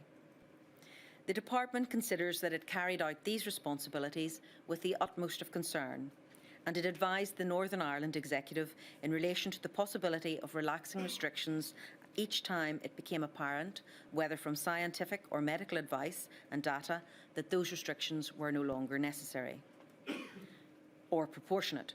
The Department acknowledges that the impact of decisions taken by it and the entire Executive were at times understandably difficult to accept by various stakeholders.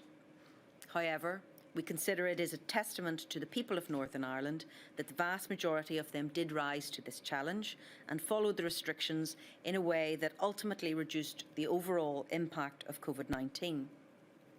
And for that, my lady, the department repeats its thanks to everyone for the sacrifices they made, and we confirm that we stand ready to learn from this inquiry's work. Thank you. Thank you very much. Mr.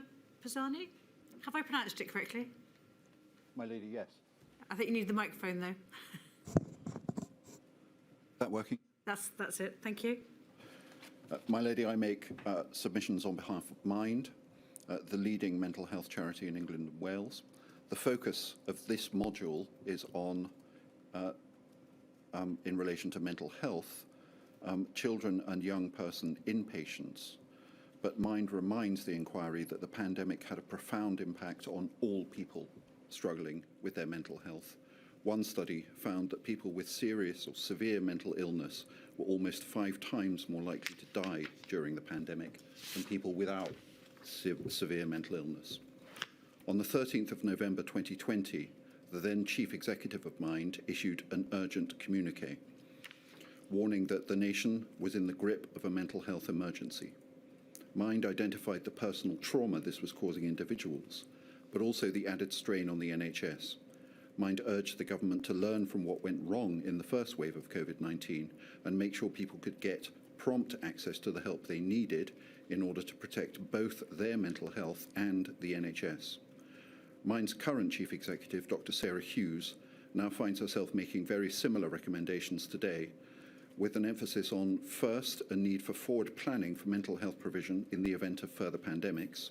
Second, the expansion of community alternatives to inpatient admission. Third, ending the inappropriate out-of-area placement of children and young people, and ending their admission to adult wards. Fourth, on an end to the digital exclusion of disadvantaged children and young people from mental health services. Fifth, ensuring children and people are discharged from hospital only when it is safe to do so, and conversely, that they are not left languishing in hospital due to under-resourced community aftercare. And sixth, for there to be urgent improvements to hospital and community mental health staffing levels, which need to be more consistent and with reduced reliance on agency staff who will be unfamiliar with often very complex cases. The pandemic resulted in an increase in mental health problems for children and young people, leading to increased demand for services to meet that need. Children and young people are at a higher risk of anxiety and depression caused by lockdown. Notably, cases of severe eating disorder in children and young people increased significantly during and beyond the pandemic, with potentially grave consequences. Eating disorders have the highest mortality rate of any mental illness. The pandemic worsened health inequalities within child and adolescent mental health care. At the start of the first lockdown, there was a significant rise in the number of psychiatric admissions to hospital from the most deprived areas of the country. People with protected characteristics all fared disproportionately badly in the deterioration of their mental health during the pandemic, but those who suffered most were those people with pre-existing mental health conditions. In its Not Making the Grade report from 2021, Mind found that during the pandemic, existing inequalities in housing, employment and income had a greater impact on the mental health of people from racialised communities than on white people. The inquiry experts appointed for this aspect of this module, Drs. Northover and Evans, confirmed that there were apparently no specific plans in place for mental health inpatient services in the UK's pandemic preparedness planning, despite the predictable and serious mental health toll of social isolation, anxiety, financial distress and grief. Nor was there consideration of the mental health impact on children and teenagers, for example from disrupted schooling and social isolation. Mind's research has found that children and young people were particularly vulnerable to the impact of the pandemic. They were the most likely to use negative coping mechanisms, with almost a third reporting self-harming to cope with lockdown restrictions, making them more than twice as likely to have coped by self-harming than adults over 25. Young people who were most disadvantaged were also the most likely to face digital exclusion. And children and young people the least likely to feel comfortable with remote mental health support, which doesn't always enable apt privacy or an accurate assessment of an individual's mental health, nor is it always an effective means of providing treatment, and it should thus not represent a panacea response to the need for infection control. The children and young persons mental health sector is staffed by dedicated individuals, many of whom struggled through the pandemic to provide for the vulnerable people in their care. But a part of that struggle was with inadequate resources. In the years before the pandemic hit, children and young people's mental health services had been criticised for their failure to meet the needs of the most vulnerable people in our society. In 2017, Sir James Mumby described the well-known scandal of the disgraceful and utterly shaming lack of proper provision in this country of the clinical, residential and other support services so desperately needed by increasing numbers of children and young people. The surge in demand for mental health care in 2020, along with the restrictions imposed by lockdown, led to a further reduction in the availability of mental health services at a time when they were needed more than ever. Mine's report on the consequences of coronavirus for mental health from 2021, which included insights from over 1,700 young people, found that 18% of them experienced mental distress for the first time during the pandemic. And nearly 90% reported that loneliness caused by the lockdown worsened their mental health. But 42% of those young people had to wait 3 or more months to get support, and over a quarter had to wait more than 4 months. A 2022 CQC report found a 32% rise in the number of under-18s being admitted to adult wards due to lack of alternative inpatient or outreach services, and warned that the impact of the COVID-19 pandemic on children and young people's mental health services continues to be felt, with services struggling to meet rising demand. This is increasing the risks of children and young people ending up in inappropriate environments. Mind continued speaking to people coping with mental health problems throughout the pandemic, and one of the most valuable aspects of Mind's evidence is in those voices. They are not typical, because there is always nuance in an individual's experience of symptoms and treatment. But there are themes, one of which is a tension between infection control and the management of risks arising from mental disorder, with potentially grave consequences. In one case known to Mind, a young person who was a psychiatric inpatient and an acute risk of suicide needed to travel to A&E for suspected self-harm. But she was discharged from the psychiatric hospital and refused readmission there because of the risk of COVID infection. So she went home, and the next day she ran away from the family home with the intention of jumping off a bridge. Thankfully, she did survive. Another young inpatient reported the effects of isolation on the ward. Quote, "The whole ward had COVID. Everyone alone in room for 2 weeks. Food left outside door. No conversation at all for the duration. Bedroom stripped, so nothing to do. Staff not noticing risk behaviour, e.g. I flushed my food down toilet. Was written down I had eaten, as plate was empty. Didn't drink for 4 days toward end of isolation. Ended up in critical condition as no one knew. 1 day without fluids actually being 5, etc. No physical health monitoring during the 2 weeks. No way to monitor the effects my eating disorder was having on my body." It's vital to recognise that mental disorder can itself cause severe risk to the health and the life of those suffering from it. A child or a young person becomes a psychiatric inpatient when there are significant risks associated with their mental disorder. Mind calls for clear recognition in guidance of the importance of balanced risk assessments, so that the imposition of pandemic control measures does not result in insufficient weight being given to the risks arising from mental disorder.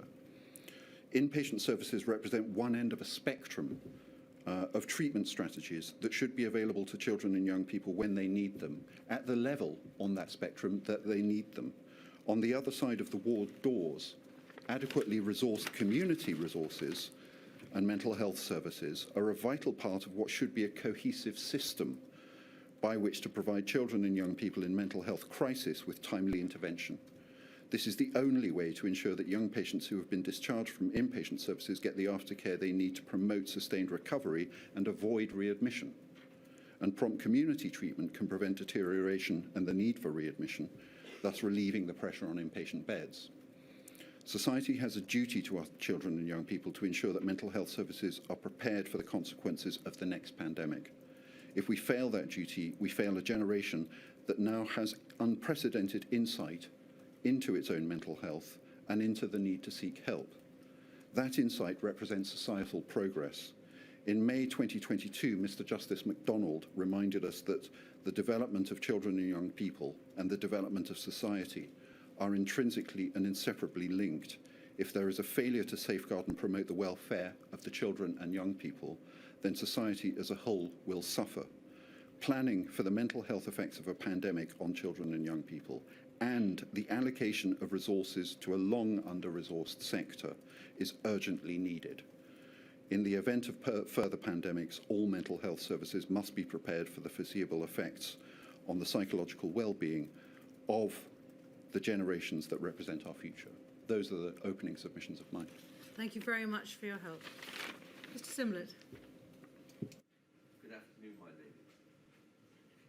The COVID Airborne Transmission Alliance, or CATA, is very pleased to be here in this module and welcomes the inquiry's direction of travel. CATA's helped the inquiry in this module, we would hope, to make important progress with its fundamental points appearing to have been accepted. First, the inquiry has, in the Module 1 report, treated COVID as airborne and examined the planning for airborne viruses. Secondly, as Mr. Wagner has just said, the inquiry's own approach to wiping down the lectern between counsel speaking and so on is no longer occurring. In fact, at one of the earlier preliminary hearings, I was stopped by my instructing solicitor from saying that there was no need to do that because COVID was airborne, because she was concerned it would come across as facetious. Now it's orthodoxy. Thirdly, CATA's commends your calling, CATA's evidence will be, we hope, helpful and important in this inquiry. CATA commends your calling Dr. Barry Jones early on and commends that his detailed and considered and authoritative witness statement is being put to other witnesses. And my lady, this is all very refreshing to CATA compared to how they were treated before. Because as you know, CATA's members are healthcare professionals, but importantly, CATA did not exist prior to the pandemic. CATA and its previous incarnations only came into being because experienced, knowledgeable healthcare professionals could see in real time the terrible errors being made and were compelled to do something about it. Regrettably, the response from those in authority was to ignore or seek to manage their concerns, and they were marginalised. And so it is of a relief to them to see that their concerns are being taken seriously by this inquiry. Now, my lady, some points on healthcare professionals and the misdirection of them during the pandemic. Healthcare professionals are, one, used to taking serious decisions informed by evidence and also knowing and following procedures. Secondly, are people, and in the COVID pandemic, recipients of advice given to the wider public. And thirdly, people with common sense. And one theme in this module is the obvious conflicts between the instructions being given to the wider public to stay apart from other people, minimize interactions, meet only outside or in well-ventilated spaces, when contrasted with the instructions and procedures that CATA could see being provided at work, and indeed what was being said to healthcare workers or what they could see with their own eyes was often obviously contradictory or impossible to implement. Essentially, my lady, knowledgeable healthcare workers were instructed to suspend their common sense and instructed to follow confused and flawed instructions in relation to their working practice and their dealings with patients. They were instructed to trust in procedures that were not scientifically based and without equipment that was obviously necessary. They were told, or they were not told, that these decisions were based on lack of resources or equipment, though we submit that plainly that the evidence will show that to be the reason, and instead were expected to believe that such equipment was not required. Among your 250 witness statements is one from Dr. Natalie McDermott, who's an award-winning infection control expert. She describes different colleagues from different healthcare professions having different kit to deal with the same patients, depending, it seemed, on the approach taken by their professional bodies or the particular level of authority of the medical professional involved, such as senior consultants being able to override things. Those failures, as we submit they are, of infection prevention control often had grave consequences for the clinicians involved. Dr. McDermott herself is now seriously disabled from long COVID and has become a wheelchair user alongside other problems caused by the pandemic. As that statement also says, there have been very considerable problems even properly reporting that sort of injury under the RIDOR regulations, and what we submit is unreasonable disputation of her COVID infection being work-related. There were serious consequences, of course, for patient care. That same statement at paragraph 29 says this: "I have no doubt that the patients on my ward received a lower standard of care as a result of our IPC policy.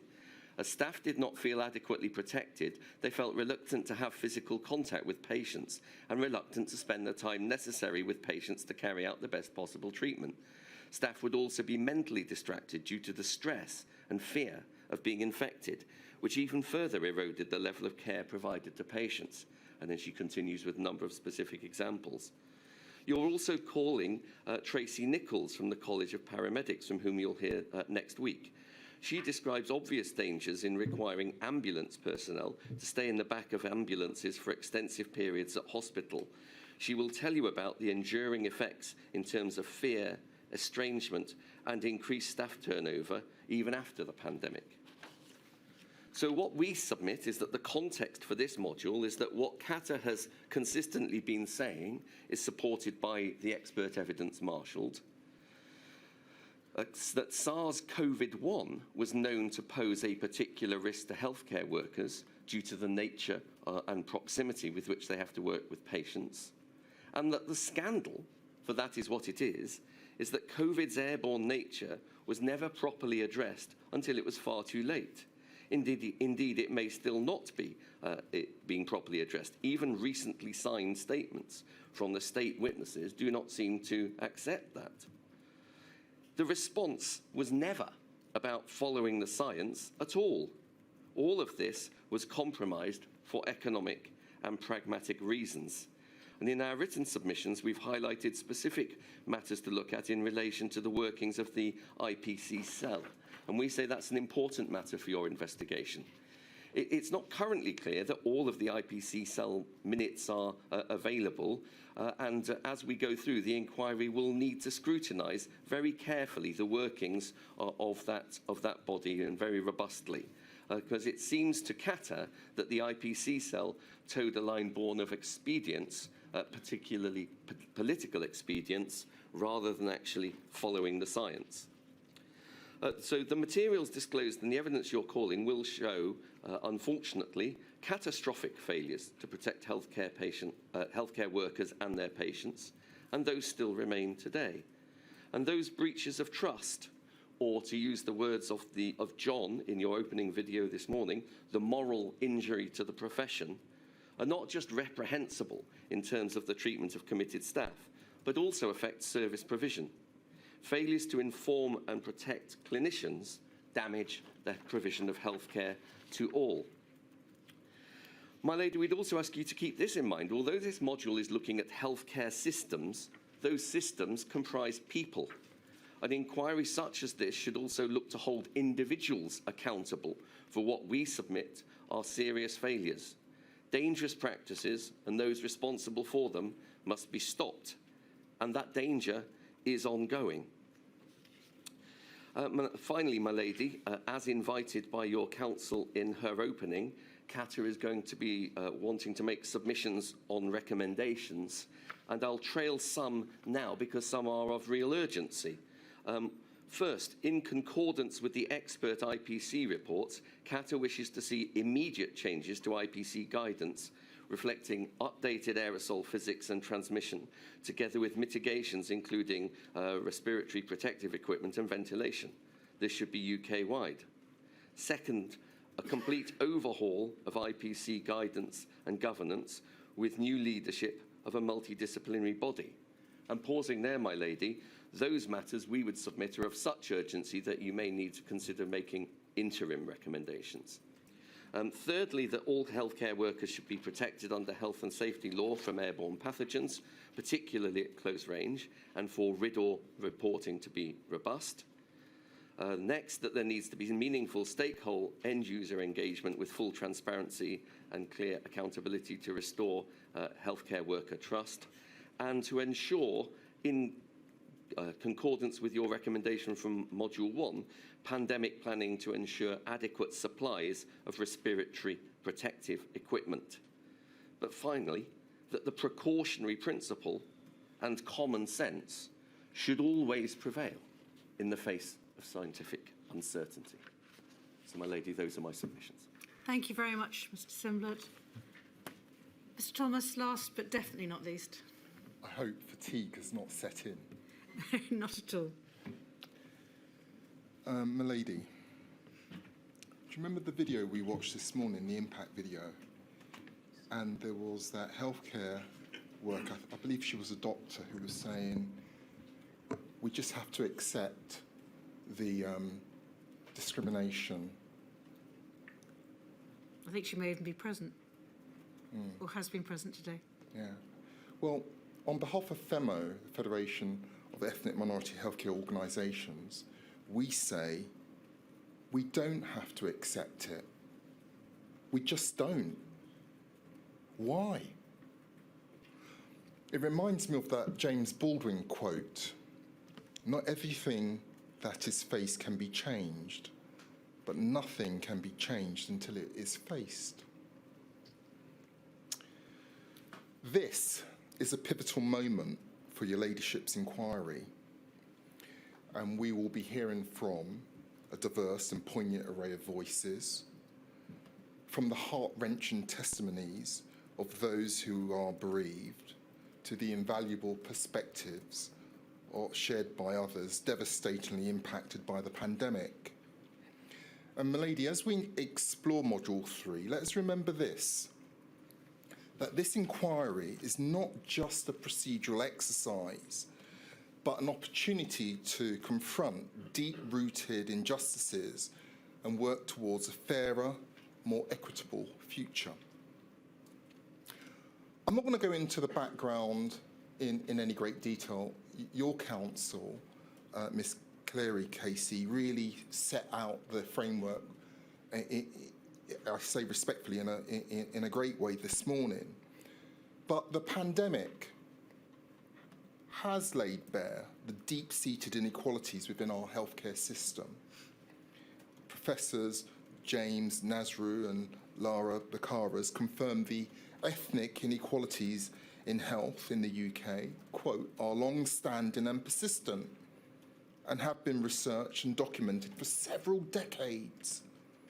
On this basis, we consider it indisputable that the disparate impact arising from the pandemic of this nature was foreseeable. It did not have to be, however, inevitable, as impactful as it was here.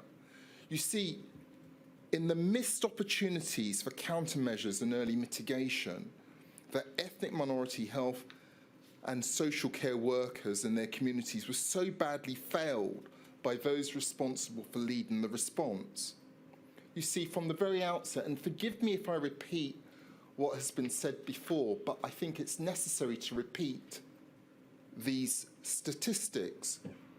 It was evident that Black, Asian and minority ethnic workers were being disproportionately affected, not least through facing alarmingly higher rates of infection and mortality. 95% of doctors and 64% of nurses who succumbed to the virus in the early stages of the pandemic were from ethnic minority backgrounds. Here, there are chilling parallels with Grenfell. The disparity in the devastating and direct health outcomes for ethnic minorities were well known and widely publicised early in the pandemic. These numbers, my lady, are not mere statistics. They are a clarion call, irrefutable proof that systemic failures contributed to these tragic outcomes. And my lady, key questions for this inquiry remain to be answered. Why? Why were so many lives impacted and lost? And how many of those deaths were avoidable? You see, systemic racism in healthcare is a deeply entrenched issue, and the pandemic exposed it with unprecedented clarity. Do you remember when former Health Secretary Matt Hancock openly admitted, when being questioned by myself, that he was aware of and agreed with the assertions that there was systemic racism prevalent within the NHS prior to the pandemic? Yet, no effective action appears to have been taken by him or others to address that issue. During the pandemic, FEMHO members faced inadequate PPE, flawed risk assessments, higher levels of bullying and harassment, and a range of broader systemic biases that were systematically disadvantaged and left them more exposed, less protected, less empowered to speak up and raise concerns. Quite frankly, my lady, the law was flouted. The Human Rights Act 1998 and the Equality Act 2010, which were both pieces of legislation which were there to protect everyone's rights. So I make the following observations. Why is there no obvious examples of accountability within the NHS leadership for the appalling issues regarding the appropriate PPE for Black, Asian and minority ethnic healthcare workers during the pandemic? Why? Why no new measures coming from the NHS top brass indicating the recognition and decided steps to address the problems that ethnic minority healthcare workers faced? Why? Why no new policy or regulatory updates to indicate that the agencies will play a crucial role in the planning in the future pandemic? Why? Why no critical mass forming in the public consciousness around the direct relationship between racial health inequality and the disproportionate adverse health outcomes? A few more bullet points and then I'll sit down and finish. As foreshadowed by your counsel this morning, why the failure in PPE provision? Why the lack of risk assessments? Why the failure in the provision of equipment? We heard about the oximeter. Let us not forget or ignore the psychosocial and mental health impacts. You see, the emotional and mental toll on Black, Asian and minority ethnic health and social care workers and their communities during the pandemic cannot be overstated. One of my clients, Professor J.S. Bamra's testimony will illuminate how stress of increased exposure, economic hardship and the higher burden of illness and death led to elevated levels of anxiety, depression and burnout. The scrap plan to mandate vaccination as a condition of deployment added to a climate of fear and distrust. Furthermore, milady, the emotional strain on healthcare workers who had to support patients' families, often unable to visit due to the restriction, we just heard about that, compounded their mental health challenges. The intersection of racism, economic hardship and social isolation during the pandemic had significant impacts on the mental health of Black, Asian and minority ethnic communities, exacerbating physical health problems and exponentially increasing their vulnerability to COVID-19. Root causes. Leadership, diversity leadership, was notably lacking. So, m'lady, as I come to the end of my opening, let me just say this. Recommendations and the call to action. As we proceed with Module 3, it's essential to address the systemic issues that have and may emerge during as critical areas of concern. Perhaps we need to strengthen the public sector equality duty. We would urge a robust commitment to compliance with that duty. In other words, it wasn't complied with, it simply needs to be complied with. The duty of candour on public health bodies. You see, the Department of Health is just not learning the cultural lessons. Thirdly, as I said, promoting diversity in leadership and decision making. Enhancing cultural competency in community engagement and looking at medical devices and equipment. So let me come to my conclusion. So in conclusion, this inquiry has a crucial opportunity to address these systemic issues with seriousness and resolve. By thoroughly investigating the impact of institutional and structural racism and inequality and implementing the suggested recommendations that I've outlined, we can work towards creating a more equitable and effective healthcare system. It was Eleanor Roosevelt who said, "It's better to light a candle than to curse darkness." Well, m'lady, the time for cursing the darkness of the COVID years has passed.